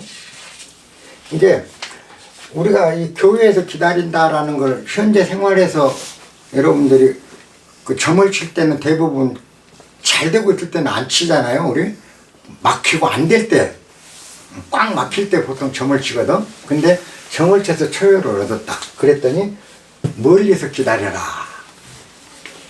멀리 떨어져. 교회에서 기다린다. 이건 어떻게 우리는 응용해야 될까? 이거를 점을 쳐서 내가 어려운 일에 봉착했는데 멀리서 기다려라. 그러고 항심을 갖고 있으면 괜찮다 그랬는데 어떻게 응용해야 될까요? 여기 모험을 하지 않는다 그랬으니까 일을 일단 저지르기가 까다롭고 어려운 일일수록 멀리 떨어져 볼 때 정확히 보입니다. 안 그래요? 조금 문제에서 떨어져 보라는 거죠. 떨어져서 보면 사안이 보이는 거죠. 그걸 얘기하는 거예요. 이 수어경 멀리 한 걸음 물러서서 보라. 떨어져 보라. 문제에 다가가서 집착하고 거기 가까이 다가갈수록 더 안 보여요. 까다롭고 어려운 일은. 그잖아요. 그러니까 점을 쳐서 요 얘기했을 때는 잠깐 내가 지금 이 골치 아픈 문제에서 좀 벗어나 보라는 뜻이에요. 벗어나서 관찰하면 해결책이 나온다. 그렇게 보시면 돼요. 이게 점을 칠 때 우리가 이거는 멀리 떨어져 있으니까 안전하다. 그죠? 일단 안전하다. 이게 내가 문제가 없을 때는 괜찮겠구나라고 하시면 돼요. 근데 문제가 있어 지금. 안전하다고 하는데 실제 나는 문제가 있어. 그렇게 점을 쳤을 때는 요걸 흔들어 줘야죠. 그죠? 약간 변통을 하는 거죠. 그래서 멀리 떨어져 있어라. 문제서부터 벗어나 보라. 이렇게 해석을 해가면서 거기서 지혜를 얻어내는 겁니다. 자, 2효에 갈게요. 2효는 이제 모래밭에서 기다린다고 그래. 점점 요건 강가로 다가가고 있죠. 위에 강으로 한 걸음 더 다가가고 있습니다. 그래서 이제 백사장이 나왔는데, 자, 물은 음입니다. 그죠? 그 모래는 양이에요. 그죠? 물은 음이요, 모래는 양. 그러면 여기서 백사장을, 치상을 어디서 했냐, 상을. 이 백사장이란 말은, 모래밭이란 말은 어디서 상을 읽으냐, 모래밭이란 상이 잘 안 보여요. 근데 여기 보면 2효의 응효가 5효입니다. 5효는 물속에 양이, 흙이 들어간 당이거든요. 이게 2효의 짝이, 이 짝이 물 속에 양이 들어있는 상을, 요걸 치상을 해서 그 양, 5효의 양을 치상합니다. 요건 모래는 양이고 물은 흙이기 때문에 요 상을 취한 것이 물에 가까이 다가갔지만 다가가고 있는데 바로 대응하는 게 양이기 때문에 요건 그렇죠. 응은 안 됩니다. 응은 안 되는데 양이라는 거죠. 그 양이 대응되기 때문에 그걸 취해서 물이 아니고 모래로 표시를 한 겁니다. 그래서 모래밭에서 기다린다. 그리고 소유원, 좀 말썽은 있겠다 한 건 2효에서 호꾀가 택괴죠. 태는 입, 입이요 말. 그죠? 그래서 구설 수가 있겠다. 요 입상을 취한 것이 있습니다. 총길, 결과적으로는 길하다. 그거는 2효가 중을 얻었고, 그 다음에 아까 강건한 힘의 중심이고, 그래서 결과적으로 요 험산 대천을 넘어갈 수 있는 강건함이 보유됐고 중정함이 있기 때문에 길한 상이다. 여기서 취상을 해서 그 길하다 그런 겁니다. 자, 이 말썽이 구설수가 조금 있겠다 그랬어요. 많이 있다고 안 했어요. 왜 조금 있는가? 조금 있는가요? 왜 조금 있냐면 요 구이는 우에 있는 감함, 그죠? 강함, 혐한 감함으로부터 상당히 멀리 떨어져 있어요. 그죠? 구설은 있는데 감함의 구설에서 상당히 멀다는 거죠. 초연은 아주 멀었고, 그죠? 그렇기 때문에 요거는 말썽이 있지만은 말썽이 심각한 말썽은 아니에요. 3여 정도 갔다면 물가에 갔으니까 물에 발 담글 상황이 되면은 그 굉장히 구설수가 클 수 있었는데 2호에 있기 때문에 강에서 멀어요. 그래서 요건 말썽은 크지 않다. 언어폭력으로부터는 벗어나는 말썽이라는 거죠. 우리 언어폭력을 당하면 상처 많이 입어요. 그죠? 근데 흉보는 정도일 거예요. 그런 건 그런 정도로 끝날 수 있다. 자, 학괴가 중을 얻었기 때문에 행위가 중정함으로 뒤끝은 좋은 상이다. 그 다음에 점을 쳤을 때 이제 2호가 움직였다고 봅시다. 2호가 움직였을 때 점을 쳐서 2호가 움직이면 작은 구설수는 오겠죠. 그죠? 2호가 오면 작은 구설수가 생길 운이다. 근데 개의치 말라. 그 구설수를 개의치 말라. 그 구설수가 오히려 나중에 나한테 도움이 되는 길한 일로 돌아오기 때문에 그건 개의치 않고 웃으면서 넘기면 구이호는 정을 제때하고는 굉장히 좋습니다. 그래서 이호는 상당히 바람직한 상을 갖고 있습니다. 이호가 변했을 때 수와 기재께가 돼요. 요게 되면 음으로 되니까 우게가 물, 아래가 불, 수와 기재께인데 수와 기재께 이호 효사도 비슷합니다. 여기는 말썽이 좀 있겠지만 개의치 않는 게 좋다. 결과는 좋아질 테니까 요런 상이잖아요. 근데 수와 기재께는 뭐냐? 자기 부인이 가리개를 잃어버렸어. 가리개를 도둑당해. 그 뭐냐면 옛날에는 그 술이나 마차를 타면 여자들이 마차 타면 밖에서 안 보이게 가리개를 쳐놓잖아요. 그걸 불이라고 하는데 불.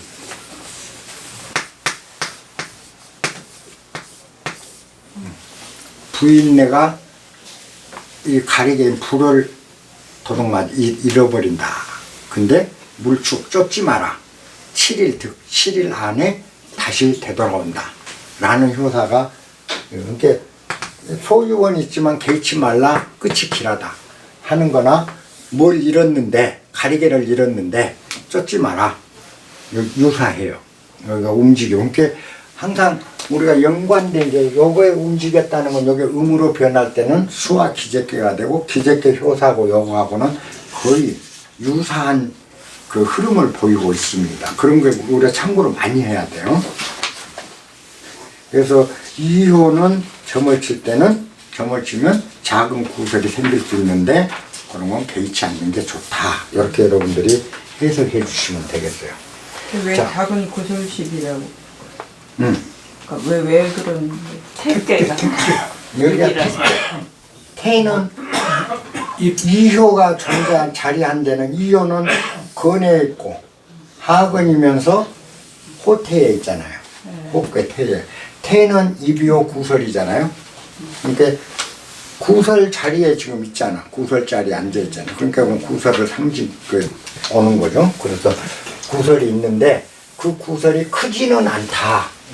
왜냐하면 그 구설이 감함에서 떨어진 구설이기 때문에 함정에 빠지고 상처 있는 구설은 아니다라는 겁니다.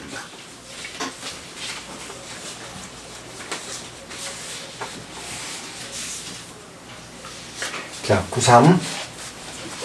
93은 이제 수운이 그랬습니다. 진흙벌에서 기다린다.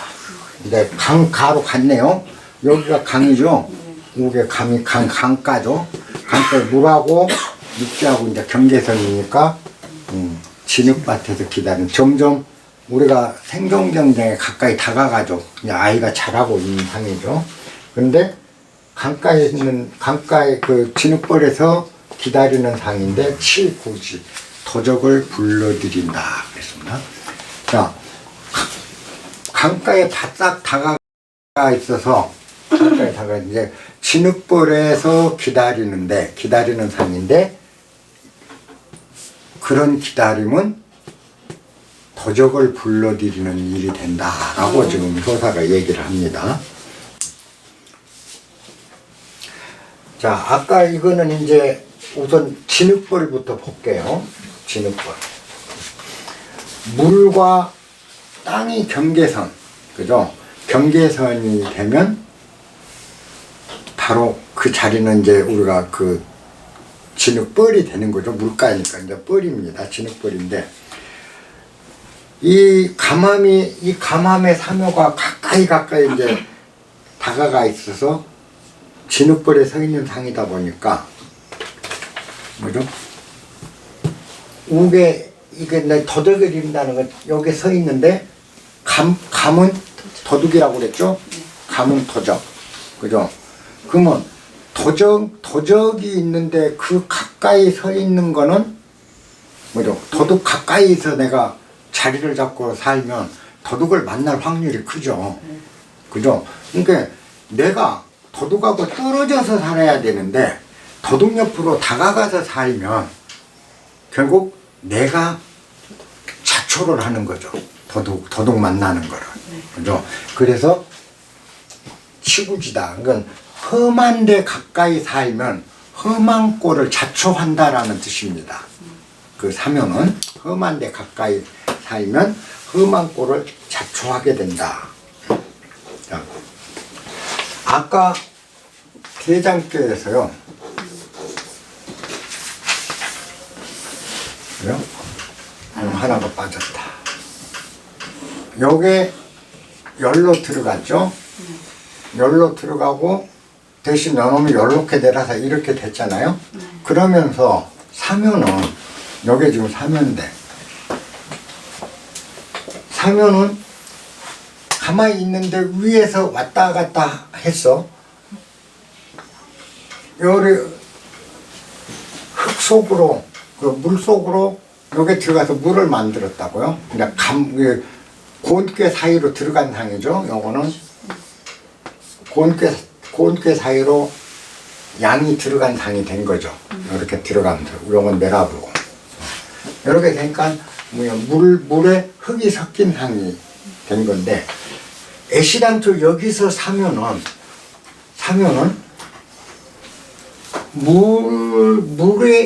흙에 물이 섞이는 상을 만날 일이 없었죠. 여기서는 없었어요.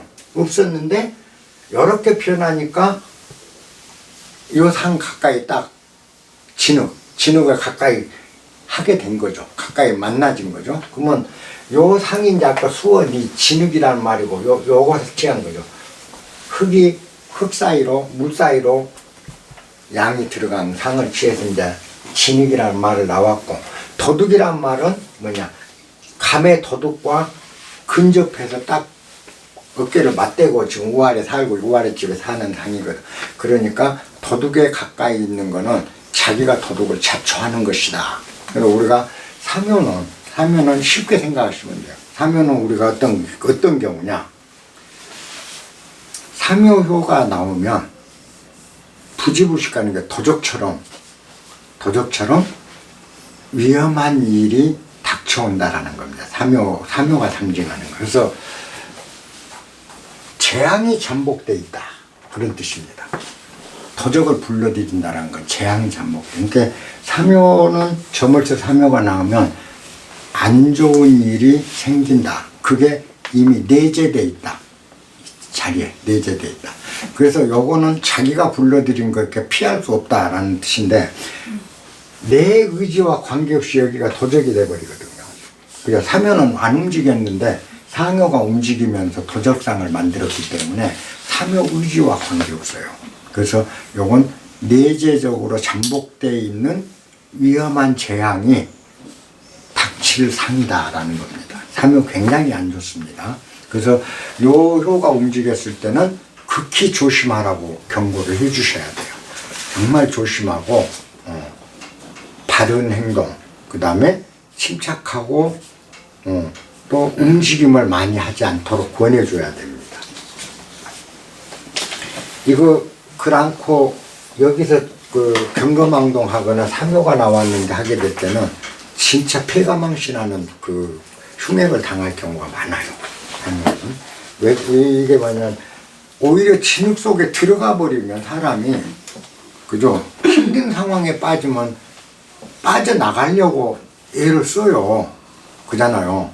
그래서 조금이라도 벗고요. 아예 그냥 이렇게 매를 맞으려면 맞기 전이 두려운 거지, 맞아버리면 괜찮은데 맞기 전에 두렵듯이 그게 제일 피하기 어려운 거거든요. 그러니까 아예 도둑이 와본 다음에는 이제 뭐 어차피 도둑 맞은 거 잊어버리고 벗고 하는데 노력을 하게 되는데, 이거는 닥치는 운이 오고 있을 때는 굉장히 사람이 불안하거든요. 그 불안할 때 침착하고 경거망동을 안 해야 된다는 겁니다.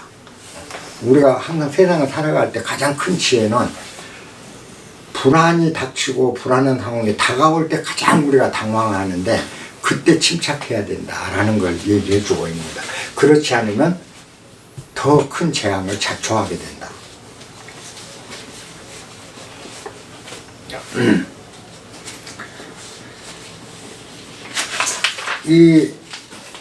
요게 움직이면 우개가 물, 아래가 연못, 그래서 수택절, 그죠? 수택절괴가 됩니다. 절제한다라는 절괴. 수택절괴 상효효사는, 요거 상효, 수택절괴 상효효사는, 절제하지 아니하면 혀를 차게 되리라 라고 나와요. 요게 변한 효에서 경고하는 게 절제하지 않으면 혀를 차는 일이 생길 거다라고 얘기합니다. 절제가 필요하다는 겁니다. 이 효가. 진흙밭 도둑놈 가까이 있게 돼서 재앙에 가까이 지금 다가가 있는데, 그래서 뭐라나 재앙이 올 거다.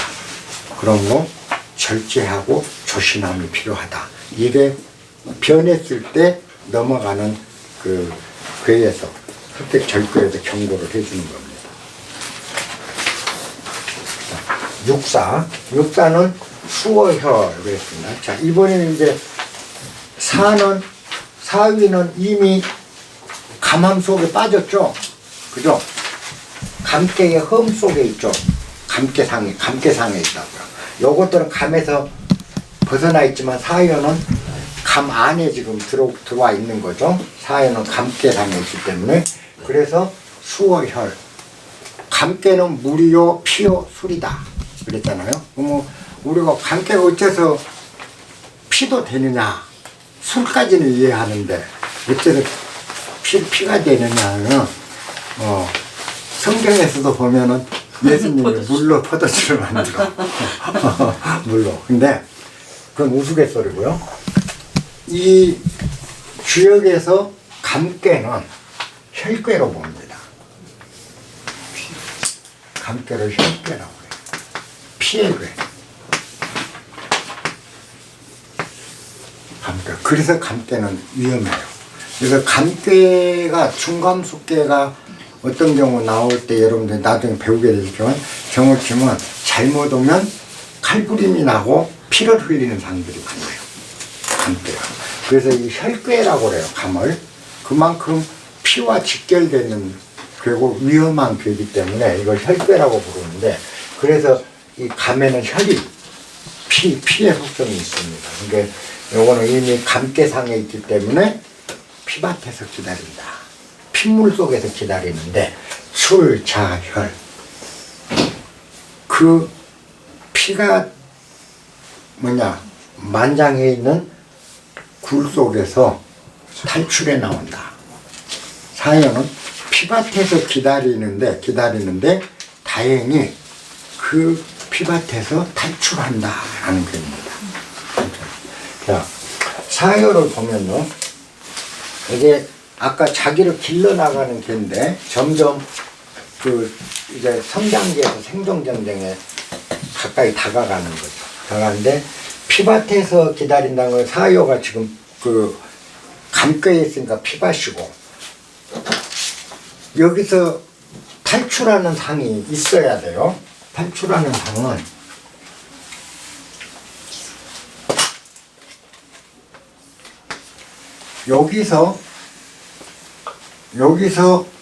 여기가 일로 올라갔죠. 올라가면서 감개가 됐잖아요. 네. 그래서 피밭이 된 거예요. 피밭이 됐는데 요놈 사요는 지금 요놈이지. 요놈이 내려서 사요가 됐잖아. 그 요놈은 뭐죠? 피밭에서 빠져나왔죠. 중앙에서.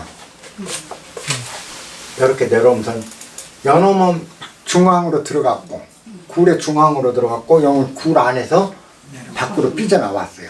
움직여 나온 거야. 그걸 치상해서 출자혈이라고 한 거예요. 굴에서 피밭 굴에 피굴에서 빠져나왔다. 여기서 스스로 빠져나왔다. 얘가 움직여서 빠져나온 거예요. 요걸 보면 상효로 볼게요. 상효하고 비교하면 상효는 입허의 혈입니다. 굴 속으로 들어갔다. 요건 빠져나왔는데 얘는 들어갔다고 해요. 그 상효는 뭐냐? 여기서 이렇게 보면 상효는 가만히 있었어. 움직이지 않고 가만히 있었는데 우아래서 한 놈이 들어오고 한 놈이 나가더니 자기는 가만히 있었는데도 감혈에 빠져버린 거예요. 감혈상에 들어가 버린 거예요. 그래서 이거 뭐 얘는 가만히 있었는데 동굴 속에 갇히게 된 거죠. 굴에, 혈에. 그래서 상효는 입우혈이 된 겁니다. 그리고 요 사효는 여기서 빠졌다. 중앙에서 빠져서 밑으로 내려갔기 때문에 동굴에서 빠져나온 상이다. 그래서 피밭에서 기다리지만 동굴에서 굴에서 빠져나왔으니까 요건 뭐죠? 결과적으로 길하다. 상효는 결과적으로 길하다. 자, 이 사효가 나오면 결국은 뭐냐? 길하다 하는 건 조금 어폐는 있어요. 근데 피밭에서 죽을 고비를 넘긴다라는 얘기죠. 그건 죽지까지는 안 한다라는 거니까. 우리가 호랑이 굴에 들어갔는데 호랑이한테 안 잡혀먹고 다행히 빠져나온 정도 되는 거예요. 그러니까 이 사효는 자기 신상의 목숨은 건지지만 크게 곤욕을 한번 치른다. 그러나 생명의 위협까지는 없다라고 보시면 돼요. 그래서 요 효사가 나올 때는 크게 놀래시겠지만 너무 걱정하지 마십시오 라고 얘기해 줄 수가 있으면 됩니다. 자, 요게 변했을 때는 위리가 택교가 되죠. 태가 돼 택천쾌로 바뀌어요. 사효가 움직이면. 그래서 택천쾌라고 뭐 연홈에 대응했던 변했을 때의 효사는 둔무부라고 그랬어요. 엉덩이에 살점이 하나도 없다. 엉덩이에 살이 하나도 없어서 기행차차 그랬어요. 걸어가기가 행동하기가 겁나 어렵다. 주저스럽다. 그랬습니다. 근데 요건 뭐냐? 엉덩이에 살이 없으면 우리가 앞으로 나가지도 못하고 걷지도 못하고 앉지도 못하는 그 어려움에 처하는 거죠. 그것도 그래서 유사하게 흘러간다 하는 보시면 그래서 요거는 감수를 해야 된다는 거예요. 그러니까 구호는 먹고 마시면서 그죠? 마시고 먹으면서 기다린다. 예. 먹고 마시고 잔치하는 분위기 속에서 기다리는데 발이기 때문에 길하다. 호효가 중을 차지했기 때문에 일단 그 양이 양의 자리에 있고 중을 차지했기 때문에 바르고 길하다. 견고한 상이죠. 이렇게 얘기를 한 거고. 자, 주식을 먹고 온 건 아까 즐겁게 기다려. 감개가 술이라고 그랬잖아요. 그래서 이제 주식 문제가 나옵니다. 술은 기다릴 게고. 아까 요거는 그 숙괴지도에 딱 부합하는 상이죠. 숙괴는 뭐였죠? 자양분을 공급하면서 몸과 마음을 기르고 그런 가운데 기다린다. 때를 기다린다가 숙괴상인데 여기서 먹고 마신다라는 건 자양분을 공급해 자기를 하는 것께 숙괴의 도에 부합하는 그 행위입니다. 술 마시고 온 건. 다른 데서 술 마시고 음식 먹고 논다 그러면 조금 부정적이지만 숙괴는 뭐죠? 자양분을 공급해 가면서 자기를 육성하고 그런 가운데 때가 되기를 기다리는 거이기 때문에 자양분을 공급하는 행위는 다 그 숙괴 지도에, 그다 아까 처음에 숙괴 지도는 음식 지도가 있다 제가 했었죠. 그래서 그렇습니다. 그렇기 때문에 이건 길하다, 오효가. 여기서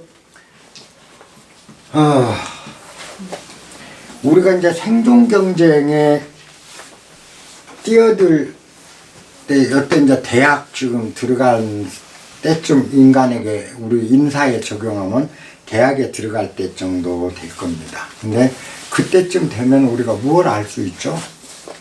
내가 대학교 다닐 때쯤 되면 자기를 잘 알죠, 이제.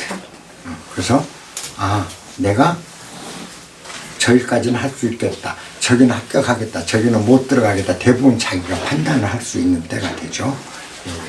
그래서 이때 그 오효가 동했을 때, 오효가 동했다 보면 여러분들은 뭐냐, 하늘문이 활짝 열린 시기다라고 보시면 돼요. 하늘문이 열려서, 스스로 열려서 굉장히 영화로움이 올 것이다. 오효는 술과 음식을 먹으며 기다리는데 바르게 정고하게 지내면 하면 길하다 그랬어요. 이게 이거는 기둥 판단에서 어느 정도 길인지 우리가 그 예측하기가 여러분들이 어려울 거예요. 근데 요거는 뭐냐, 이 시세가 지나면 드디어 사회로 나가서 대업을 성취해가는 때예요. 그러잖아요. 그렇기 때문에 우리가 그렇죠. 등용문, 하늘에 오르는 등용문을 여는 시기거든요. 요거 딱 지나면 이제 그 다음에 등용문에 들어가는 거죠. 그래서 요때는 오효, 요거는 상징이 하늘문이 활짝 열리는 시기예요. 숙괴에서 산 거. 그래서 요거 놓치면은 요 오효를 제대로 해석이 안 될 겁니다. 꼭 기억해 주셔야 돼요. 숙괴에서 오효는 여러분들 대학을 딱 생각하시면 기억합니다. 대학 졸업 무렵하면 거의 안다는 거죠. 자기 자신에 대해서. 얼마나 다져왔는지. 그에 맞게 자기가 문을 열어가기 때문에 이 시기쯤 요 오효는 하늘이 스스로 문을 열어주는 때다. 그러므로 광명된 광경을 우리가 맛볼 수 있는 상을 갖고 있는 게 요거다라고 하시면 돼요. 그래서 여기 아까 유부지상, 괴사에서 유부 원형 그랬고 광형 그랬잖아요. 유부 광형을 갖고 있는 효가 요 효입니다. 여기에 올라가서 숙괴가 되면 주효가 됐잖아요. 그래서 유부, 믿음, 그건 뭐냐, 자기 확신이 이제 생기는 거죠. 그래서 요 오효는 굉장히 길하고 아까 괴사에서 말한 유부, 광형, 정기를 다 갖추는 게 요 효입니다. 그래서 요건 먹고 마신다는, 여기서는 먹고 마시며 기다린다라고 지금 얘기됐지만 먹고 마시며 즐길 수 있는 여건이 만들어지는 상이기도 하다라고 이해를 하셔야 돼요. 기용 판단이 참 어렵습니다.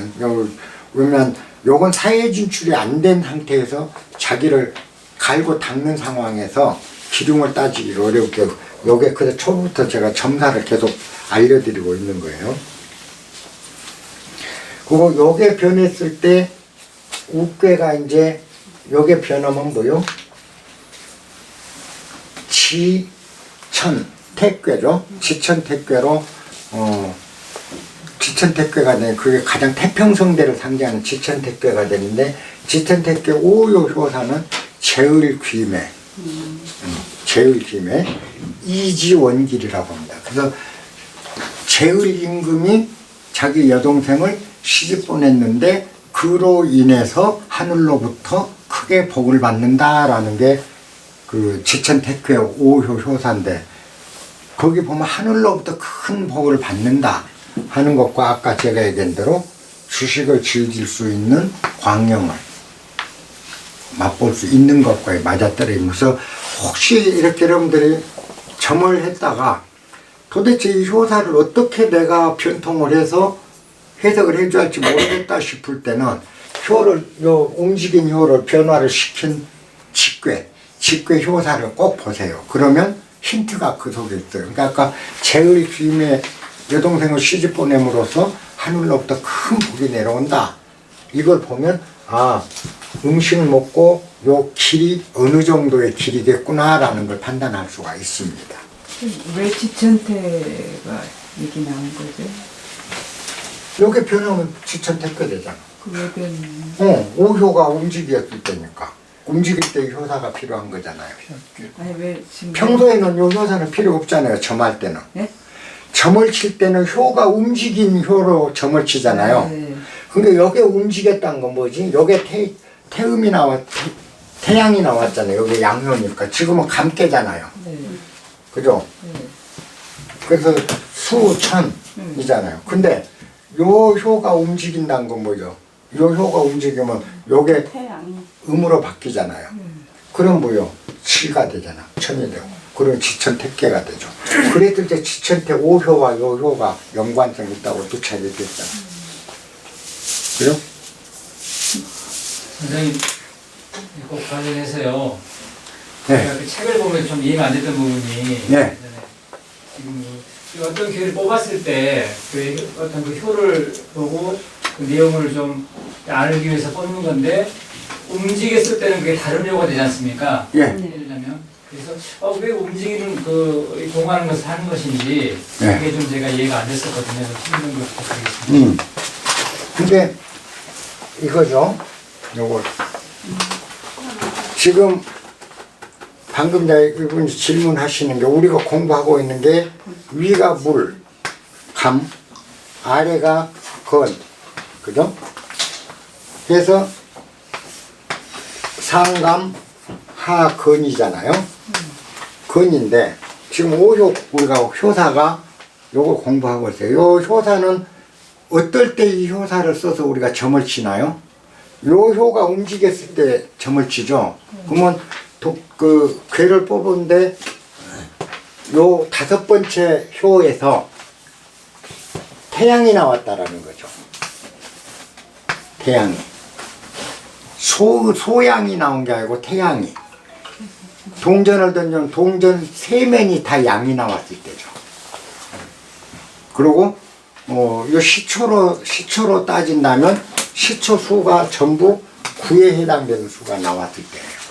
그래서 요건 태양은 반드시 소음으로 변하죠. 그죠? 태양은 소음으로 변한다고 요게 태양이 나왔으니까 요게 음으로 바뀌는 거죠. 그때 이제 이 효사를 쓰는 거예요. 점사에. 그러면 이렇게 바뀌었을 때 바뀌니까 요 효사가 음식 주식을 먹으면서 기다리는데 정고하면 길하다 하니까 우리가 아 요건 굉장히 좋고 길하겠구나. 근데 길한 정도가 내가 판단이 안 돼. 그랬을 때 요놈이 변한 효는 요게 번꾀고 요게 직꾀잖아요. 그러면 번꾀 효사를 체로 삼고 직괴 효사를 용으로 삼으면 두 개를 다 같이 비교해가면서 점사를 내야 돼요. 효가 변했으니까. 근데 우리는 효가 변한 요놈만 갖고 점을 치더라고요. 그건 안 돼요. 그러면 반드시 두 개를 다 양쪽을 봐야 돼요. 번꾀와 직괴. 요건 번꾀야. 근데 효가 변하면 직괴가 됐잖아요. 그건 변한 결국 요것이 지금의 상태고 변한 게 미래의 상태거든요. 지금 요런 괴인데 요렇게 바뀐 게 미래라는 거죠. 현재 상태가 미래 상태로 바뀐 거기 때문에 요것만 갖고 점을 치면 안 되는 거예요. 그래서 제가 자꾸 이 얘기를 해드린 거예요. 제가 이제 요거는 한 지금 5번 10번 정도 앞으로 5시간 더 10번 정도 가면 그때는 이제 한 10개 정도 했으니까 직접 우리가 여기서 해봐야 되고 여러분들이 관심이 있으면 이 수업이 끝나고 여러분끼리 앉으셔서 직접 괴를 뽑아보세요. 예를 들어서 다른 거 하지 말고 내일 일진 내일 일진이 어떨지 내가 잘 얻어먹을지 어디 가서 누구하고 싸울지 그 일진을 한번 보시라고요. 여러분들끼리 동전 던지면 그래갖고 해보면 번개 직계가 금방 나오거든요. 그럼 그걸 갖고 이거 잘 아는 분들하고 의논해가면서 괴를 한번 풀어보면 훤해지기 시작해요. 그러니까 그 전에 저희 그 집에서 그 고급반도 공부할 때는 공부를 1시간 강의하고 나면 7시에 시작해서 8시에 끝났어요. 근데 그분들 4시, 새벽 4시, 5시까지 안 갔어요. 전부 거기 앉아서 토론하고 밤새도록 공부한 거 갖고 토론하고 괴 던져서 뽑고 실습하고 하면서 그때도 10몇 명 했는데 그랬거든요. 그러다 워낙 저희 집이 좁다 보니까 그 사람을 더 수용을 못해서 이제 옮기게 했는데 그렇게 공부들을 했어요. 괴를 몇 분씩 뽑아면 매일 일진 보는 거예요. 그래서 내일 복권 한번 사볼까 하면 던져보는 내일 복권 사도 되나 하고 그 장난 같지만은 엄청 빨리 들어요. 그러면서 아까 이제 여러 의문점들 왜 이럴 때 요 괴를 참조를 해야 되지 이런 문제들이 실습을 통해서 익혀지거든. 근데 지금은 그렇게 안 되고 있죠. 실제 제가 이 주역 공부하면서도 하루에 저는 정말 매일 아침에 일어나면 괴를 접었어요. 그날 일지는. 정 할 게 없으면 날씨. 이번 일주일 동안 월화수목금토 날씨를 한번 보자. 그럼 7개를 던질 수 있잖아요. 그래갖고 월요일날 날씨가 맑을지 흐릴지 화요일날 맑을지 흐릴지 이런 걸 따져. 일주일씩 날씨표를 딱 만들어. 죄 뽑은 대로 해서 내가 예측한 대로 날씨가. 그래갖고 그날 되면 안 와. 나는 비 온다고 했는데 내가 잘못 읽었나? 왜 안 왔지? 이걸 수없이 반복하면서 어느 날 시간이 지나니까 날씨가 다 맞아가더라는 거죠. 내가 본 거. 그렇게 늘어가요. 여러분들이 그런 걸 이제 여기서 해봐야 돼. 자꾸 괴를 던져서. 자, 상륙. 상륙은 아까 이거예요. 요 혈 속으로 들어간다는 거는 이렇게 됐는데 안 움직이고 있는데 혈 속에 스스로 빠져버린 상태이기 때문에 굴 속으로 들어갔다. 그 다음에 불속, 지객, 3인. 불속이라는 거는 약속되지 않은 손님 3사람이 왔다. 불속이죠. 불청객이죠. 근데 청이라는 게 있는데 왜 불청이라고 안 하고 그죠? 청할 청자가 있어. 불청지객 3사람이라고 안 하고 불속, 약속, 불속으로 이제 했냐는 건데 이 속이라는 말은 강경함을 뜻합니다. 청은 정중하게 요청하는 거고 그래서 청자를 쓸 때는 청하지 않으면 오지 않아요. 근데 속은 청해도 오고 안 청해도 와. 안 청해도 밀고 들어와요. 그럴 경우는 불속이라고 얘기를 해요. 불속지객이. 그리고 불청지객은 청해야만 올 수 있는 손님이 불청객입니다. 청하지 않으면 안 오는 사람 우리가 불청객인데 실제 청하지 않았는데 온 거는 불청지객이 아니라 불속지객입니다. 청하지 않았는데 밀고 들어올 때만 속이라는 말을 써요. 원래가. 그러니까 이 속이란 말은 청해도 오고 안 청해도 밀고 오고 그러는 손님 3명이 온다. 자, 내가 굴 속에 들어갔는데 청하지 않는 사람은 어거지로 3사람이 밀고 온다는 겁니다. 그럴 경우 자, 내가 청하지 않는 손님이 왔을 때 나가 하는 것과 이왕 온 거 존중해주고 정중하게 맞아들이는 것은 결과가 다르다. 그래서 청하지 않았는데 밀고 오는 사람과 싸울 게 아니라 공경해주면서 대하면 끝이 길하게 된다. 요게 우리가 살면서 참 아마 많이 될 거예요. 이거는 일단 상부터 보고 할게요. 여기서 얘기하는 불속지객 3인은 요건 지금 이제 자양분을 공급하는 생존경쟁에 뛰어들 마지막 자리입니다. 그래서 이제 대학 졸업하고 사회에 진출하기 직전의 상이라고 보시면 돼요. 4학년은 궁극의 자리잖아요. 기다림의 끝자락이다. 끝이니까요. 그 끝인데 여기서 불속지객을 안 해요. 끝이 되면 이제 뭐죠? 다 기다림의 끝은 나를 자양분을 공부 내가 다 성장이 완료됐어요. 그러면 생존 경쟁에 들어간다고 그랬죠. 그게 섭대천 한다고 그랬는데 잘 길러지면 이섭대천이라고. 큰 험산 대천을 건너는데 유리하다. 이섭대천 그랬잖아요. 괴사에서. 그냥. 이제 여기는 뭐요? 내가 다 완비해서 이섭대천할 시기라는 거죠.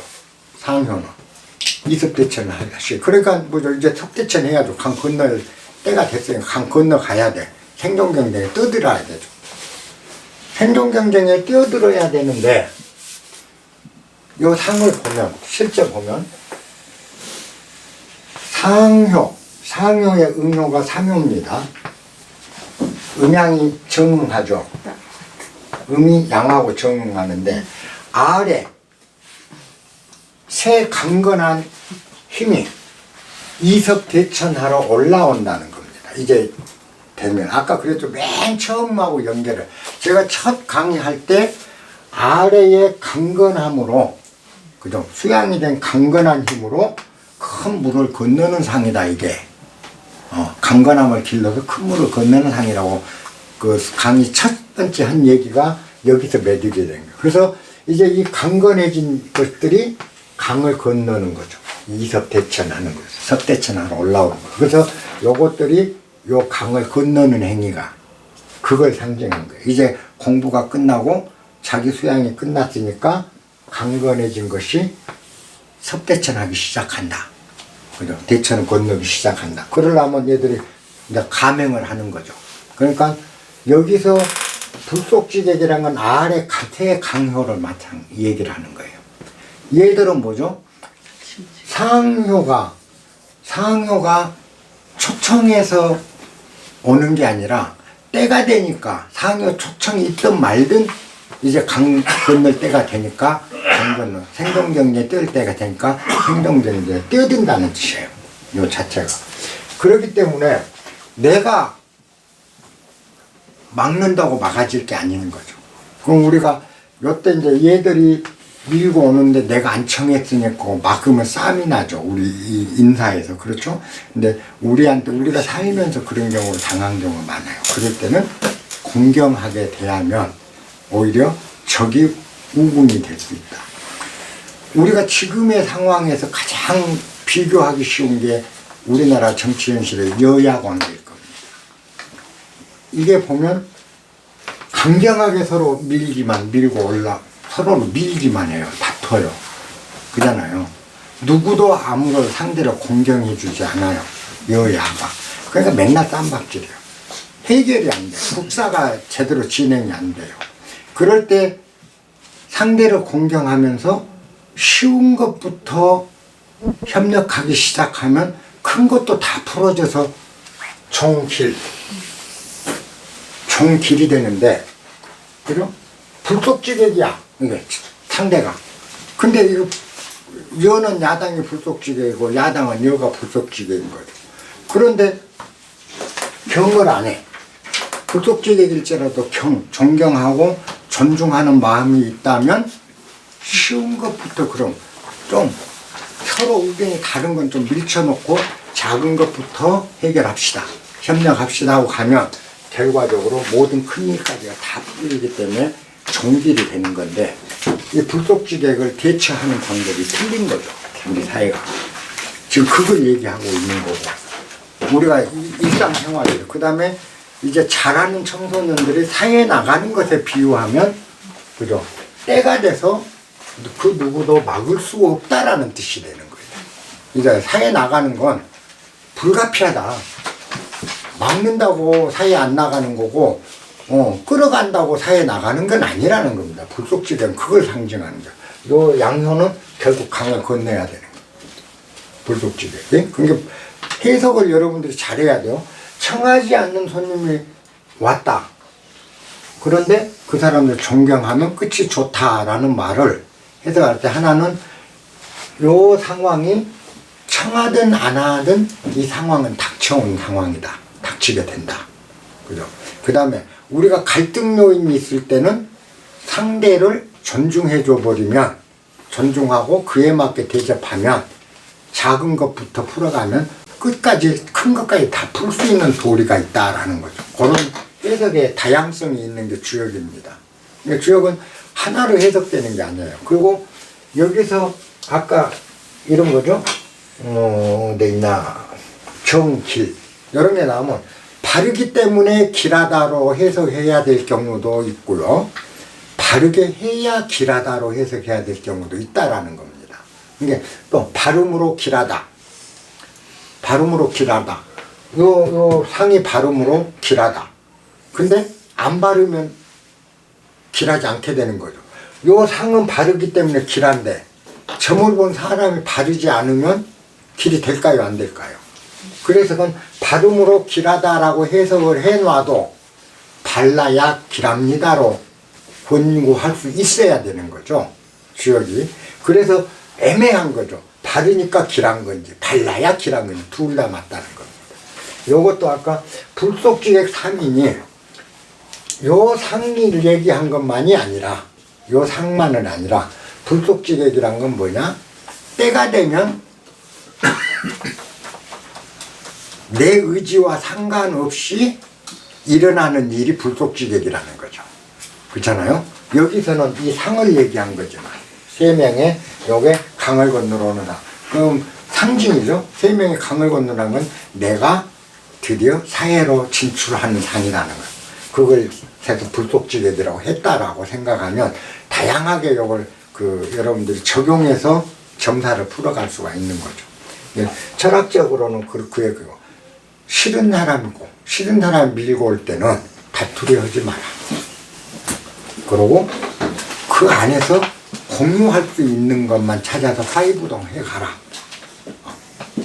그러면서 구동존 같은 거는 해결하고 다른 거 의견이 다른 건 존치해라. 따로 구동존 해 나가라. 그러면 결국은 좋다라는 걸 얘기해 주고 있는 거다. 요게 상여입니다. 여기까지가 이제 오늘 한 게 수천숫개입니다. 수천숫개 꼭 기억해 주실 건 수천숫개는 자양분을 공급하면서 때가 되기를 기다리는 괴다.